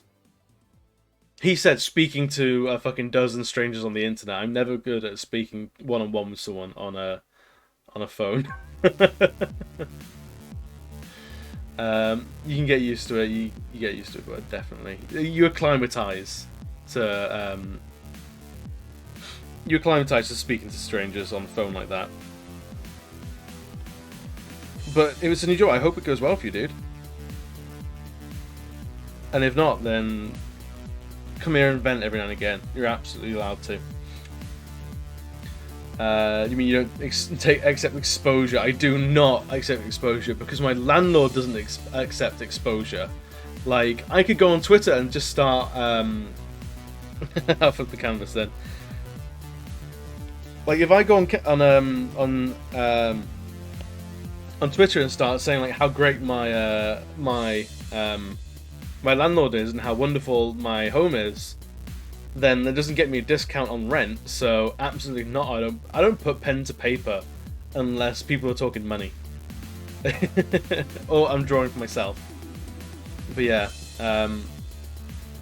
fortunately, I don't get many people trying to try it on with freebies, the artwork and stuff. I've known a few people who will basically get duped into drawing things for free. So, and what I mean by that is was a friend of mine who's an artist would draw any like in joke that ever came across him and his friends, and like stuff that wouldn't go anywhere, but would be very personal to the people that he knows and talks to. But that in joke could be just from someone on the internet. So if someone goes, "Oh, I've got a tiefling character with a big old twirly mustache," he go, "Oh, brilliant! I'm gonna go draw it," and then go and present it, and that person's basically got a free piece of artwork from them. It's like the enthusiasm is for free is good, but like if someone wants their character drawn, let them commission you for it. Like don't give your time away for free quite like that, I feel. I don't mind the actual talking, it's just the knowing how to fix their issues they're calling for. That will come in time. You'll become a dab hand at the systems, no problem. If they ask for free drawing, I would just make the worst possible 2-second drawing and just make it stick. Yeah, like I'd be tempted to do that. I do that with like cold callers, things like that. So like if someone calls trying to say like, "I'm calling regarding the accident you've been in," then I'll string them along because fuck them. That's why. If I've got the time, but a full ass drawing, it's a lot of effort for me. But I would love the dedication of someone doing that. Also, dealing with external people sucks. I love doing internal only things because it means that I can be a weapons grade dickhead if it means what someone wanted to do would undermine the security of the system. Absolutely, I fucking adore doing that.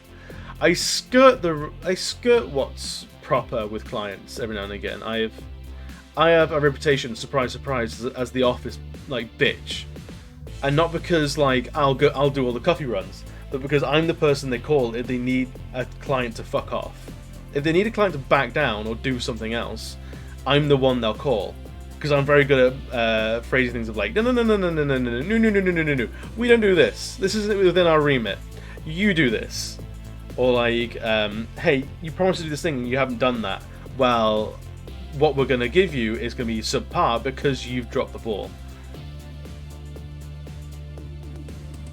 So I skirt what's possible with clients like that.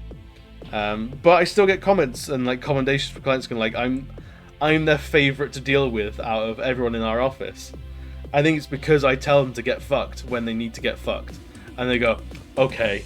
Rather than a lot of people in my office will go, alright, we just won't answer that email and hope it like diffuses itself. Which means things don't get resolved and things drag on. Previously people that are underselling their art, I'm like, bitch, value your skills. It is difficult though. Full colour bust for $15, that's yeah. It needs to be like triple that. For a minute you almost called me out. It's hilarious. Charge more, value yourself.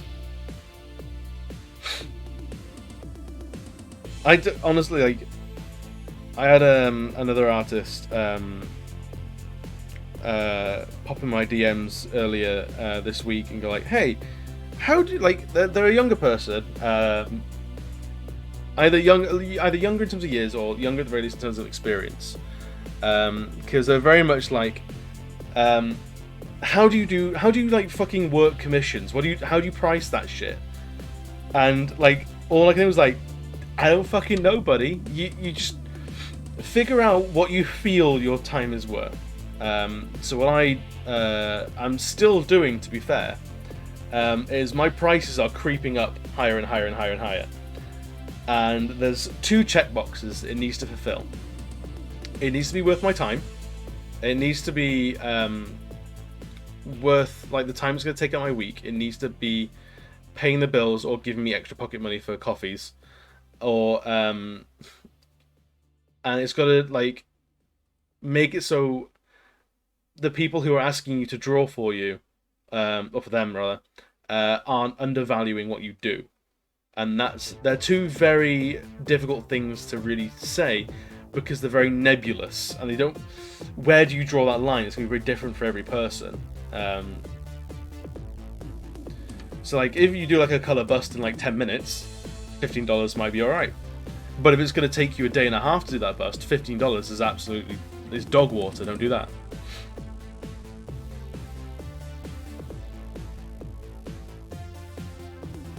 When I used to get asked about art or emotes, I always think of the line from Rex to run 10 quid, alright? Yeah, I've done the same thing of just fucking chance it, like, because most of my commissions tend to be like D&D characters. Shocker. I mean, look what we're drawing today. And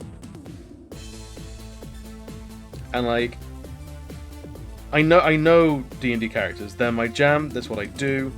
It's what I'm good at. But like, how do I quantify that? How do I put a value on that? But it's like I also like I want a full body like full color commission of my character. I'm like, cool, X amount, and they'll go, cool, yeah, no problem. I'll go, oh, they didn't think about that at all. I can probably go higher. So the next person, I'll go X plus £10, and they'll go, yeah, cool. Or they'll go like, that was very reasonable. I'm like, I don't want to be reasonable. I want to be like worth it. If that makes any sense. I don't want to market myself as the reasonable artist. I want to be the worth it, the special occasion artist. Also, I love commissioning artists. One, because they get called out by hot fancy gals, and two, someone gets to get paid for doing something they actually enjoys the poopy job. You are the best. That is exactly right.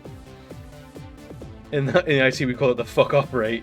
You don't want to take the job, so you quote them to get out of this project. Fuck off. They don't have happy days, then you quids in and they do the happy days.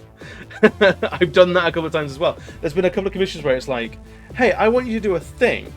I'm like, I don't have a good reason to say no, other than I just don't like the idea of the project. So, this much?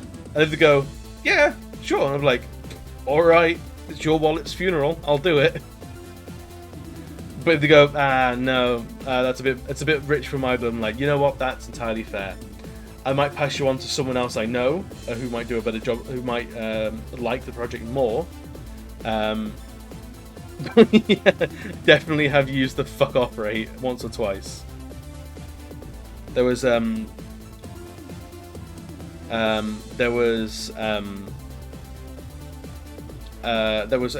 commission that sort of wandered my way back in my DeviantArt days, and it was basically, hey, I'm making a game, and it's like, cool. It's like, I need a load of sprite work done. I'm like, groovy.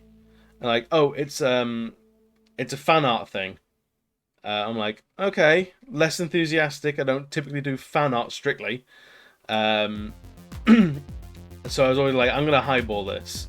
And as soon as I mentioned money, they were like, no, oh no, I have no money. I'm an indie game developer. It's like, cool. I'm an external hire. I don't have the passion for your project that you do. So I need money. It sounds horrible. It sounds like really cutthroat, but I'm not here to believe in your project for you. I cannot be sold on a dream of your dream. Like I need money to back this up. And as soon as I mentioned money, they ran a mile. This much is 10%, 10 times my usual rate. Sure. Oh fuck. Yeah, basically, right. It was a porn commission, right? You can totally say I've never actually gotten a porn commission. I don't know. I don't know what I do with. Like, if I would take a porn commission, like, generally I don't draw smut. Like, I'll draw, like, hot, fancy characters. But I won't draw, like, out porn. I probably would pass that on to someone else. Because it's not a commission I could then confidently go on and say, like, on Twitter or Instagram or something like that, like, hey, look at this thing I did for this person. It's... so I'd probably pass that on. Here's my character idea. Can you draw it? I'm always worried that they're looking at it going, holy fuck, what an awful character. Why would you make this? So... Mia, I see you. Hello. Welcome to the stream. love to have you here. I want to know how your day's been going. Rebecca, going back to your comment, is like character concepts. They're all fucking stupid. Like, I will jump out of this for a quick second, and I'll go back to an old commission. I think should be here. He's not. But it was a character called David Blowy. Now, David Blowy was a bard from the real world that was transported into D&D. So he had a pair of aviator shades who was writing his book 50 Shades of Goblin, and like this guy was just a joke character through and through and through. But it was a concise concept. Like, I got a chunk of text, and that's all I had to work with. And I was like, do you know what? I can digest that. I'll make that fine, no problem. Like, would I want that at my table? Like, playing D&D? No, fuck off. Those aren't the games I run. Yeah, fucking Chad. I wouldn't have accepted that at my table if I was a DM. Because chances are, the game I'm running does not gel with that sort of vibe. There are absolutely tables for it, and you know, like, more power to him. But it's not something I would have done. But the way he phrased it, the way he came across, was clear, concise. He knew what he wanted. No problems at all.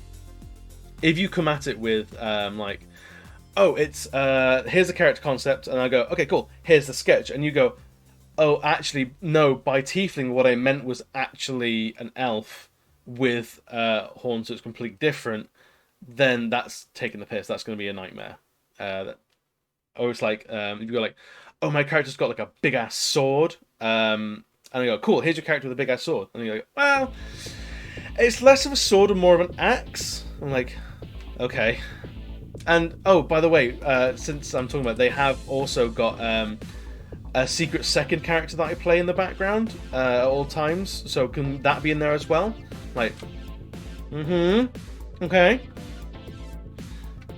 Like, revisions are fine as long as it's like either you completely forgot and it's like, do you know what, first, like, a couple times, absolutely fine. Will not blink at it. It's going like, because I had a dumb moment. I forgot to say they have spiky hair. Then that's what I said. Or I forgot to say they have a tattoo around their eye. Easy enough. Whatever, man. No worries. But it was like, oh, by the way, when I said it was a paladin plate armor, I actually meant a rogue in leather armor. Or it's just a sun shirt. It's like, alright, now you can fuck off. That's a separate character. Never had to use that yet. Maybe when I get more exposure. One commission I did had to draw 3 katanas in one drawing. That's not too bad. The worst is when they have like, oh, they've got a barrel of 400 katanas. Kentrop absolutely is your dad, Mehmet. Like, you will do what the man says. Go to bed. Be responsible. Mia, I'm glad you're doing well. How do you find being streamer of the week last week? And also, you're on the cheeky path to affiliate, aren't you? So if anyone is here and hasn't already followed Mia, Mia's on the path to affiliate, and we need to make that happen real fucking fast. Like nowish. I'm looking at the watch I don't wear right now. Do I ever get I want my character to look exactly like fictional character, but this color? I do every now and again. So one commission I got recently for a guy I know, and the guy's an absolute sweetheart, and I fucking adore him. He runs a clothing company that I've done some t-shirts for. But this character was what he commissioned me to do. And then this character is called Kratos. And you don't get any fucking points for recognizing what character that might be based on.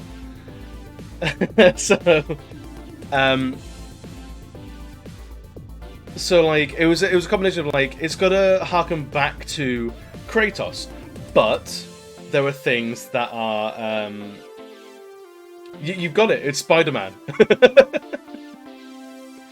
And but like it gave me the freedom to go like, rather than just straight up Kratos, like, it's Kratos as of God of War, the newest God of War. So he's a little bit more mature, he's a little bit more armored, he's got the big axe, he's wearing some furs, but he doesn't have the beard. I'm like, cool, I can do that. He's got like similar sort of tattoos, like, okay, we can shake that up a little bit. But also he's got like magic items that he's wearing, he's got a trinket that he carries around.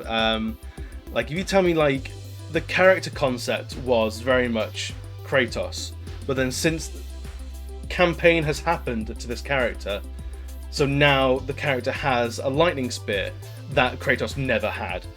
He's got these like arm fans that turn into shields that Kratos never had. He's got a little golden like lug nut trinket that Kratos never had. So there's things that start to differentiate from that character being just Kratos. And I'm loving all the fucking Saki answers. You guys are exactly my kind of people. Just unrelenting Saki bitches. Fucking Miss Doubtfire, Mr. Rogers, Gandhi, Dalsim. So yes, I absolutely do get people saying, can I have my character is basically just this person, and you can always do it. And Chewy, mate, how's it going, dude? I saw you there, but I was in the middle of a thing, so we'll catch back up with you. How's your evening been going? I always love it when you jump around.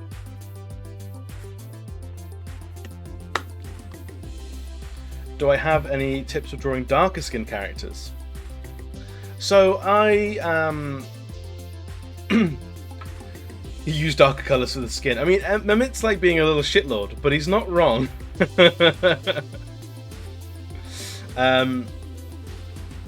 No, it's the features like will generally be different, but also like depending on, darker is one thing, but then like ethnicity is a different thing.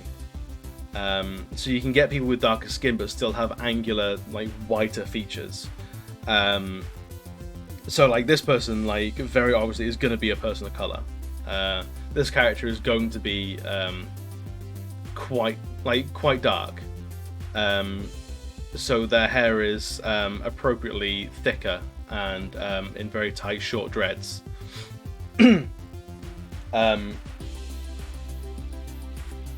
they're gonna be a little more dark chocolate than perhaps white chocolate.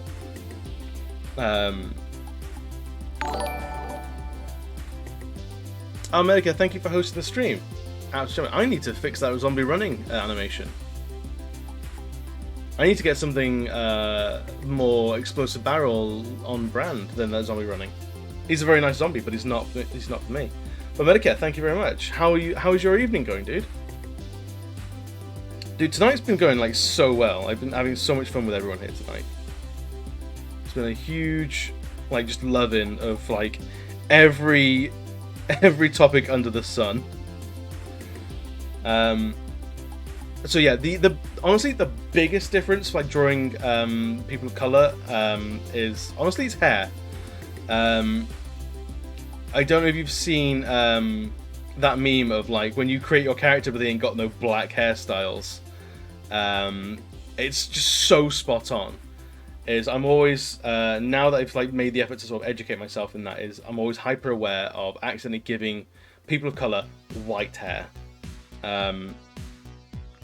Because you just, like, honestly, just when you're looking at drawing reference, specifically pick out people of color and you will pick up the subtle differences. In terms of like actual color theory and things like that, honestly, it's not a huge difference. Like, it's just you take it from a different part of the palette. Not bad. Even watched some home makeup show and I was chilling out with some games. Excellent. Sounds like a perfect evening, to be honest. Girl chilled and yoga. Just eating my way in Nando's. That is, I think that's the perfect amount of Nando's. I'm a little bit.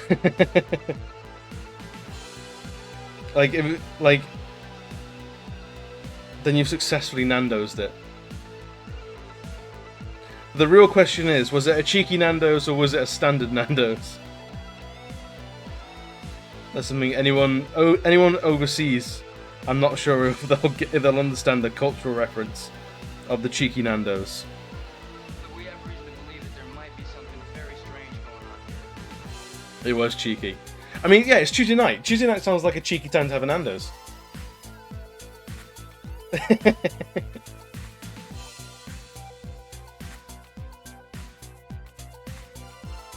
So, I mean, we've got time. We've got like 20 minutes before I'm probably going to have to head off.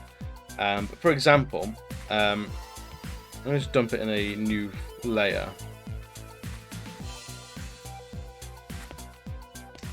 So, for example,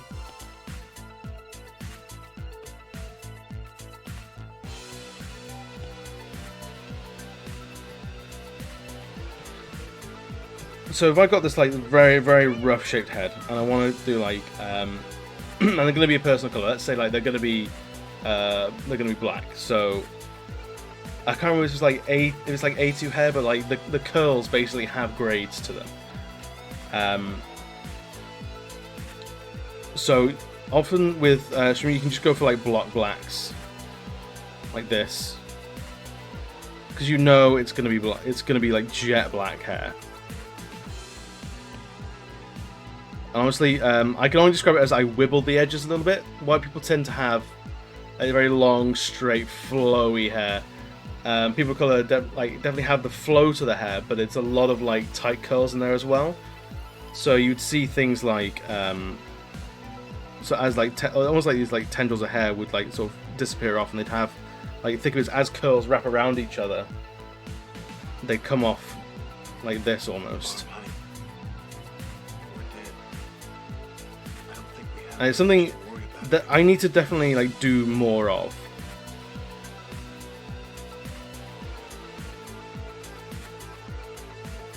But even if like you were to do like a huge like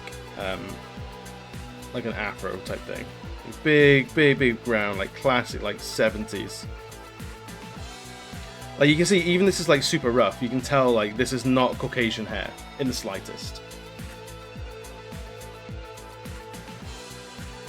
Like, I must disappear. I've been psyching myself to finally stream after a week off, so I've got to squeeze in Solasta for an hour or two. Absolutely. Are you going live tonight? Because if you are, like, I'm gonna be around for I'm going to be around for like another 20 minutes or so, and then if you would like, we can pass it over to you.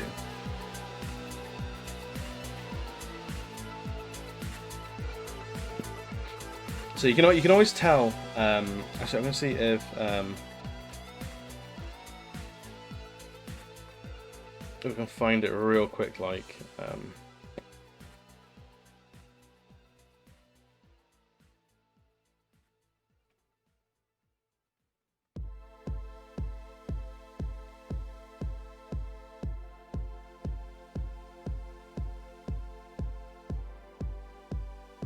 It's basically if you have like the chance to make your own character in a video game, and you make a person of color, but then all the hairstyles are like really straight, and you're like this, like even if you don't consciously know that shit's not lining up, you subconsciously know, something is not like something's not gelling right here.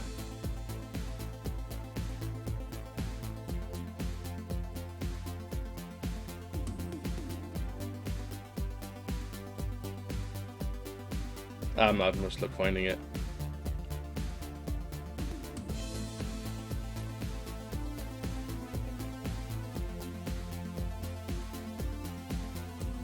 But yeah, tight curls is the best way I can ever describe it. For like proper like textured hair like that, and even if you just go like that, because this is all it is. It's like they're super tight curls. So you can see how they start to become like these little springs of hair, and that's the texture you're looking for. It takes a lot of practice, and it's something I've not done enough of, and I'm definitely trying to do more of, because I don't want to be just another white guy painting white people. So that's why I make a conscious effort to make sure that when I'm drawing a character, am I drawing myself and the people immediately around me, or am I opening up to like a broader audience, a more global audience, because people are everywhere, they're all over the place. That's because I have a darker skin character, but I want to figure out how to properly draw without giving a Caucasian hair. Honestly, mate, you're aware of it. That's like 90% of the work. Like, as soon as you recognize, okay, there's definitely something I need to learn here, then honestly, you're golden. You know that there's something to educate yourself on. You're already like miles ahead of many other people. So honestly, you're on the right track just by recognizing it. So to be honest, with this hair, I'm probably going to color it all in like block black, and then just probably rub out like highlights. So if I give like one dread as an example, so this one here, and then I will just like this.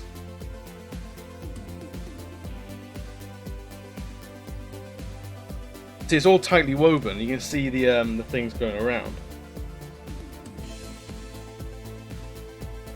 Yeah, you're looking into how you can change your character's hair, so that's good. Like, yeah, so there's like, I have every faith that you are like on top of it. But you see how giving that texture definitely solidifies this person as a person of color. Even if I never colored this image in, you would know this person is a person of color. Like, this person is not white in the slightest, and that's purely because like the face is like generic. Like, you could paint the face to be any sort of skin color and it would generally sort of fit, but the hair is undeniably, unmistakably like African hair. That's all it is. And the same goes with Asian hair as well. I think we get spoiled a lot by things like anime, because anime will give a lot of characters like white or like Afro-Caribbean hair, like unapologetically so, because it's animation, and it kind of like spoils what we think it might look like. So we are, especially myself as a white person, can be guilty of giving a Asian person white hair. And that's just something, as long as you're aware of it and you know there's an area to improve, you're golden. There's no problem at all. But now I've started on the braids, or the dreads rather, I need to finish this off now. So we're just going to fill all this in black.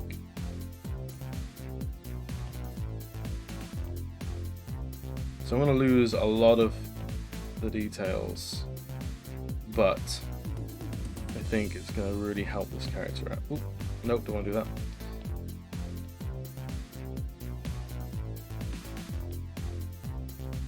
And then what I'm going to do is I'm going to drop the opacity down just a smidge, just so underneath I can still see the dreads.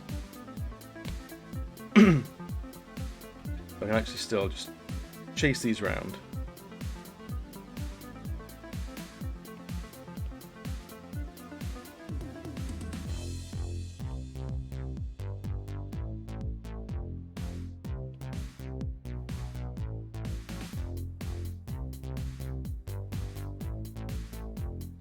So something, I know Keon was here earlier and was left on a lurk, so I don't know if he's still here or not. But something, I've been watching his streams, and if you're not watching Keon, the dude's fucking hilarious and he's a great streamer. Someone you should absolutely, if you are a streamer, aspire to be his level. But also he has some fucking gorgeous dreadlocks. So like, as he's been streaming, I have a little bit, as I've been drawing myself, just going like, just studying the dreads of like, okay, where would I put the lines? How would I color this? How would I ink this? Like, how would I do this? I've been a little bit using him as like a live example of like, okay, figuring these out. How can I draw these better? How can I do dreads better, like more justice?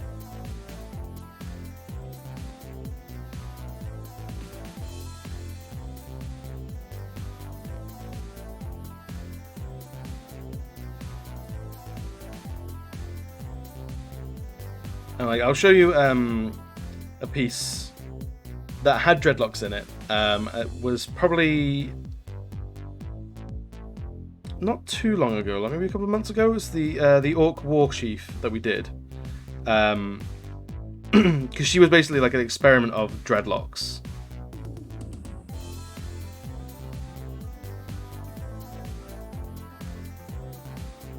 now if I bring that back up to full opacity. So you can see, like, there's definition in that hair, but it's like, obviously jet black. I'm basically saying he's my muse. Abso-fucking-lutely Keon is my muse. That man is gorgeous. Can you fucking, like, deny that if you've ever seen his stream? So compare, like, what I've just done there to this character. So they're definitely, like, you can tell they're dreadlocks, but they're very much a different texture. Like, these are, like, much closer to the dreadlocks that you'd see on, like, honestly, a white hippie. Like, these are the white man's dreads. Like, they're just a little bit more wispy, they're a little bit more, ratty is a horrible word for it, because there are some white people who do dreads well. But you can see the hair wisps a lot more, and it's a lot more, the grain of the hair, like the direction of the hair, is much more obvious. Because the hair is lighter, you're seeing a lot more shadows in there. It falls off into absolute black much, much later. So the Orc Queen, I would say, has white people hair doing dreads, whereas the Pride Paladin is a person of colour with actual black dreads.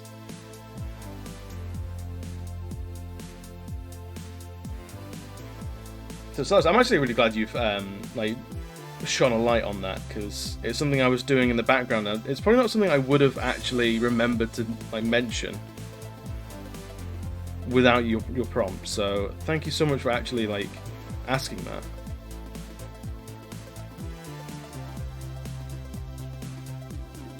Right, where are we gonna go?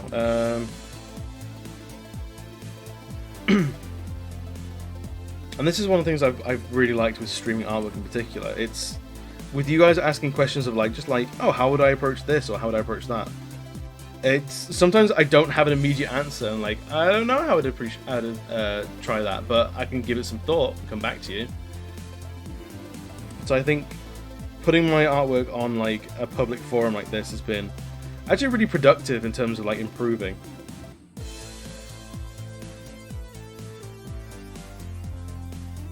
Again, that's the age-old advice of just fucking get out there and do things, which we know.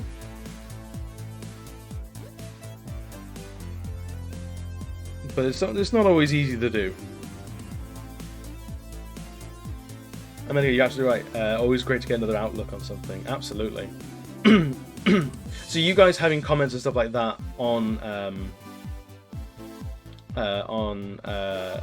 like coming to me and saying, like, oh, you've done this, why do you do this? Or, like, me going, I'm gonna do this, what do you guys think? Or, like, I've approached this like this, like, does this seem to hold water for you guys or not? It's always fantastic. I love to get my art out there, just not set on your PC. You can get there, man. It's what formats do you usually draw? Like, are you on a tablet on Photoshop, or are you, like, iPadding it, or are you pen and pencil on paper? Like, let me know what you do. What are you up to? We can workshop a solution, maybe. How would I brought the subject of the quantum singularity at the point of a black hole? Could you get back to me? Could you get back to me on it? I'll give it some thought. You joke, but I did physics at A level, and I bombed it fucking horrible.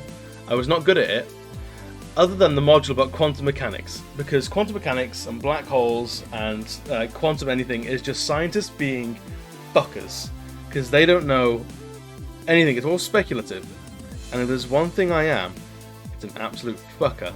So all this, like, scientists, like, going like, oh, but what if? I was like, no, I understand this. This is just them talking shit. This is them taking the piss. I get this. It's of the entire course. It's the module I fucking aced. The rest of it got a U.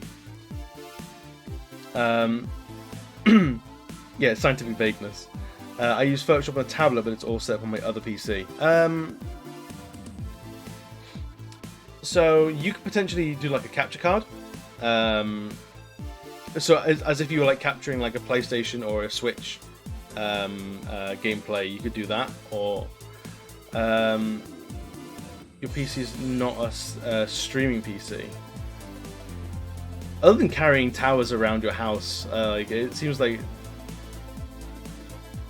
I reckon you should do it. I reckon you should absolutely do it. Get on it. We need, like, it saddens me that art is not a bigger category on Twitch. So we definitely need more people doing art on here. Like, I want to have a look actually and see if what's the higher watched category at the moment? Hot tubs or art?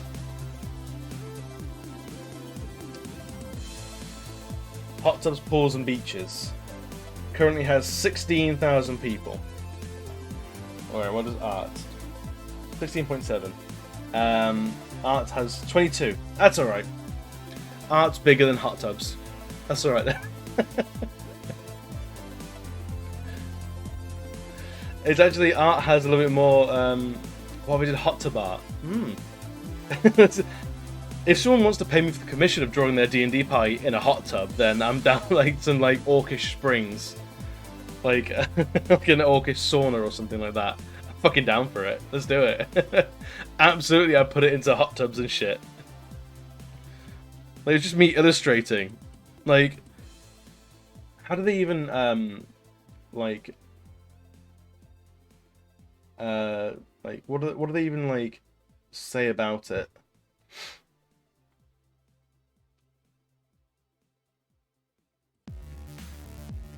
There's one challenge, Billy at the beach. It's on brand for him, I guess.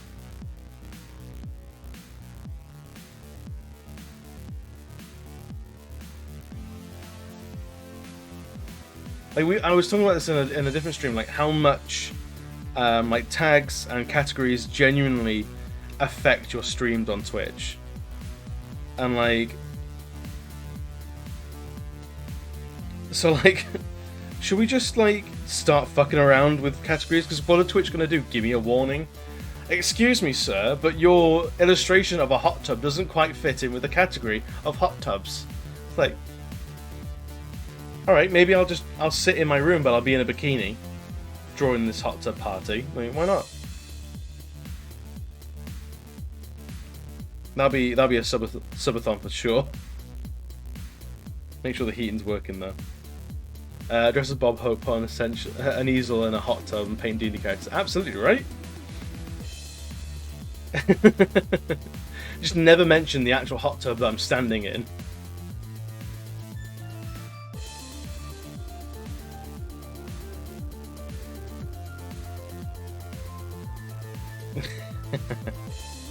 Give me a couple of months to work on my beach body, because I've got a little bit of chunk going on at the moment. I need to get rid of it, so give me a little bit of time, and we'll get something together.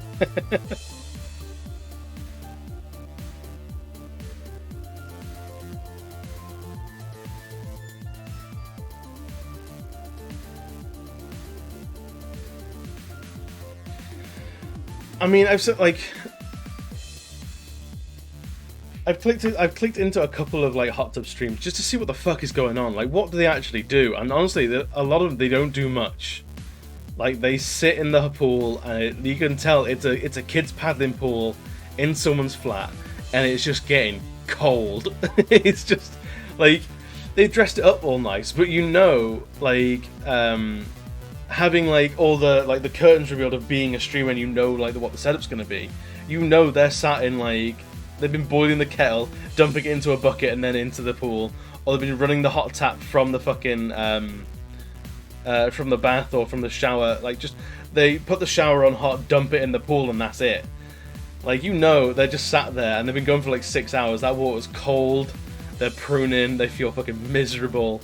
But people are chucking them money, so they'll stick around. Like, you know they're putting on a brave face because the situation they're in is fucking miserable. And it's dangerous. Like, I feel like it's got to be slightly dangerous as well. Like, they're in a hot tub, surrounded by like lights and cameras and computers, all sorts of electricals and stuff like that. Like that's just like, it's baiting a toaster in the bathtub, really, isn't it? Like, you've got to be pretty sure of yourself. What happens if you're on so like, it's terrible for skincare. The skin will get so wrinkly. Oh, Nicole, how you doing, buddy? You're just joining us. We're talking hot tubs. The art's fallen by the wayside. We're talking hot tubs now. And should I ever? What would be the conditions for doing a hot tub stream? And like, how miserable they must be, like behind the scenes. Like on screen, they pretty up really well. I don't have a hot tub, but I kind of want to, just for shits and giggles. Or it was going to be I draw someone, like a party in a hot tub. Yeah, all it'll take is one faulty wire, one girl gets zapped, and Twitch will shut them all down. Like, right? I feel like it's a matter of time. Like, the hot tubs are definitely like living on borrowed time. Or maybe like I'll do a piece where it's like you know that like infamous shot of Geralt in the hot tub. I'll have to see if I can find it.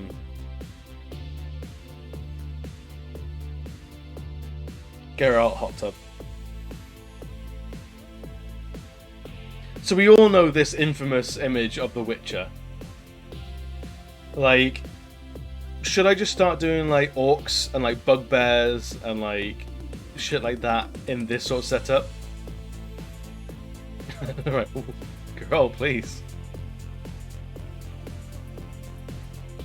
Should we start doing that shit for like fantasy characters? I think we should. I've always liked seeing like dwarven like pin-ups and shit like that. I always love those pieces. Or like someone did I saw a while ago. It was the followers of Fallout 4 as pin-ups. So it was like Paladin dance, riding a buttercup horse. It was great. Hot tub and Gwent. Absolutely. Yes, I use Procreate on my iPad because A, it's cheap. B, it's really fucking good. It is disgustingly good for how cheap it is. When you look at alternatives like Photoshop that are now going to like subscription models for dozens of pounds for a month. Yeah. The only thing I wish that Procreate had more of was like the crunchy numbers. So if I want to move something like 2 pixels to the right, I can sort of drag it and like guesstimate it, but like on Photoshop you can use the arrow keys to just nudge it along 1 pixel at a time. Like, I want those sort of crunchier like granular controls. That and a preview window, so I can't like. It's like here is like the entire thing, but you can't see that so far. Do I use Liquify? I don't, unfortunately. Liquify tends to like the sharp lines that I draw. It tends to blur them too much. So it's usually easier for me to just like either undo or rub out a line and just redraw it. So in terms of like Procreate usage, I'm basic. Like I have no illusions of grandeur. I am a basic boy. I like my stock technical pen. Like everything as it comes.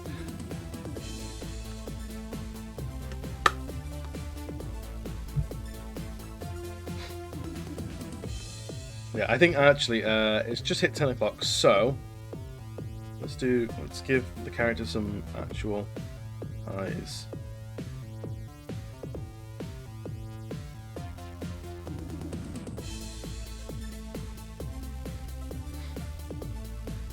Let's give some actual like eyelashes as well.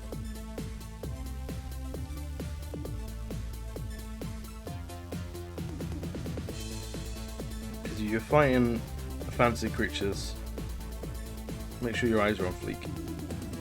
That's too much. That's too much. It's panda eyes now. That's them.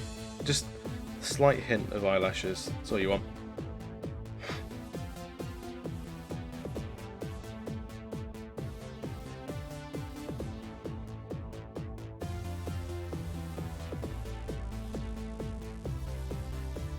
I'm not liking that eye though. It's a little bit lazy.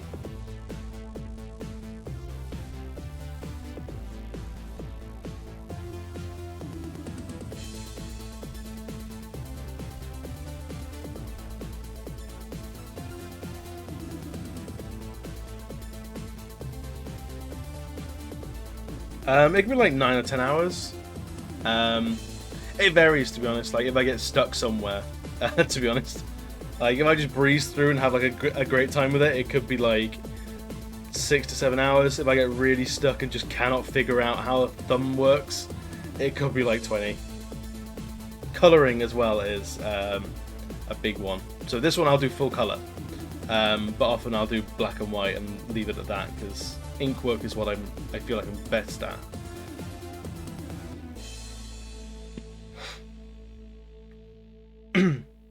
But guys, I think I'm going to leave the Paladin here for the night. Nicole, I can only apologize because I know you only just got here, and we're already on our way out. I found an emote you'll appreciate. I hate feet. I do. Whose is that? This guy. I hate feet. Feet are gross, man. Like, if you're into feet, by all means, like, be into feet. More power to you. Me, not into feet at all. They're gross. They hang out in your shoes and sweat all day. It's fucking grim. Like, I appreciate my feet for letting me walk around and keeping me like stood up, but like past that, like, yeah. It was always the worst thing about Naruto, was everyone had fucking open-toed sandals. Anytime there's like a full body shot of a character, I'm always like, don't look at the bottom of the screen. It's like, look, it's Sasuke, he's so cool, and his toes are out.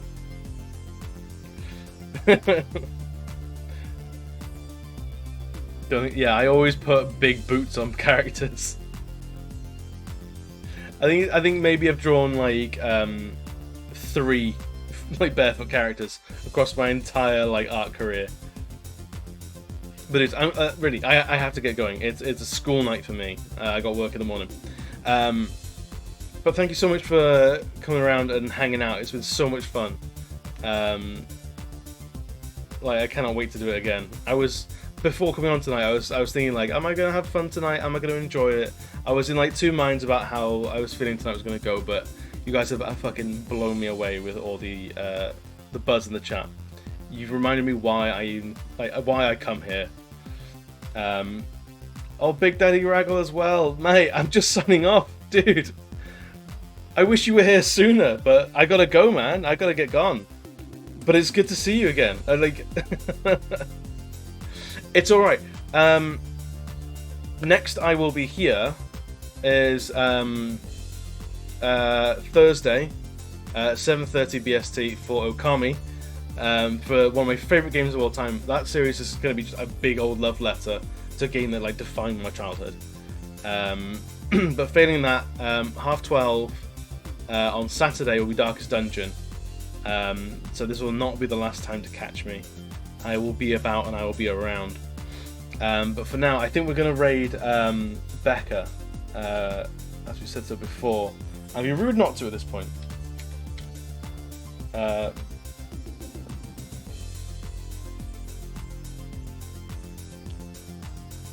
Yeah, so everyone, we're going to go hang out with Becca. If you're not familiar with her, you will be familiar with her soon. She's a massive friend to the channel, an absolute wonderful human being all around. So guys, thank you so much again, and I will be dipping out here, but I will see you all again soon, I hope. Goodbye.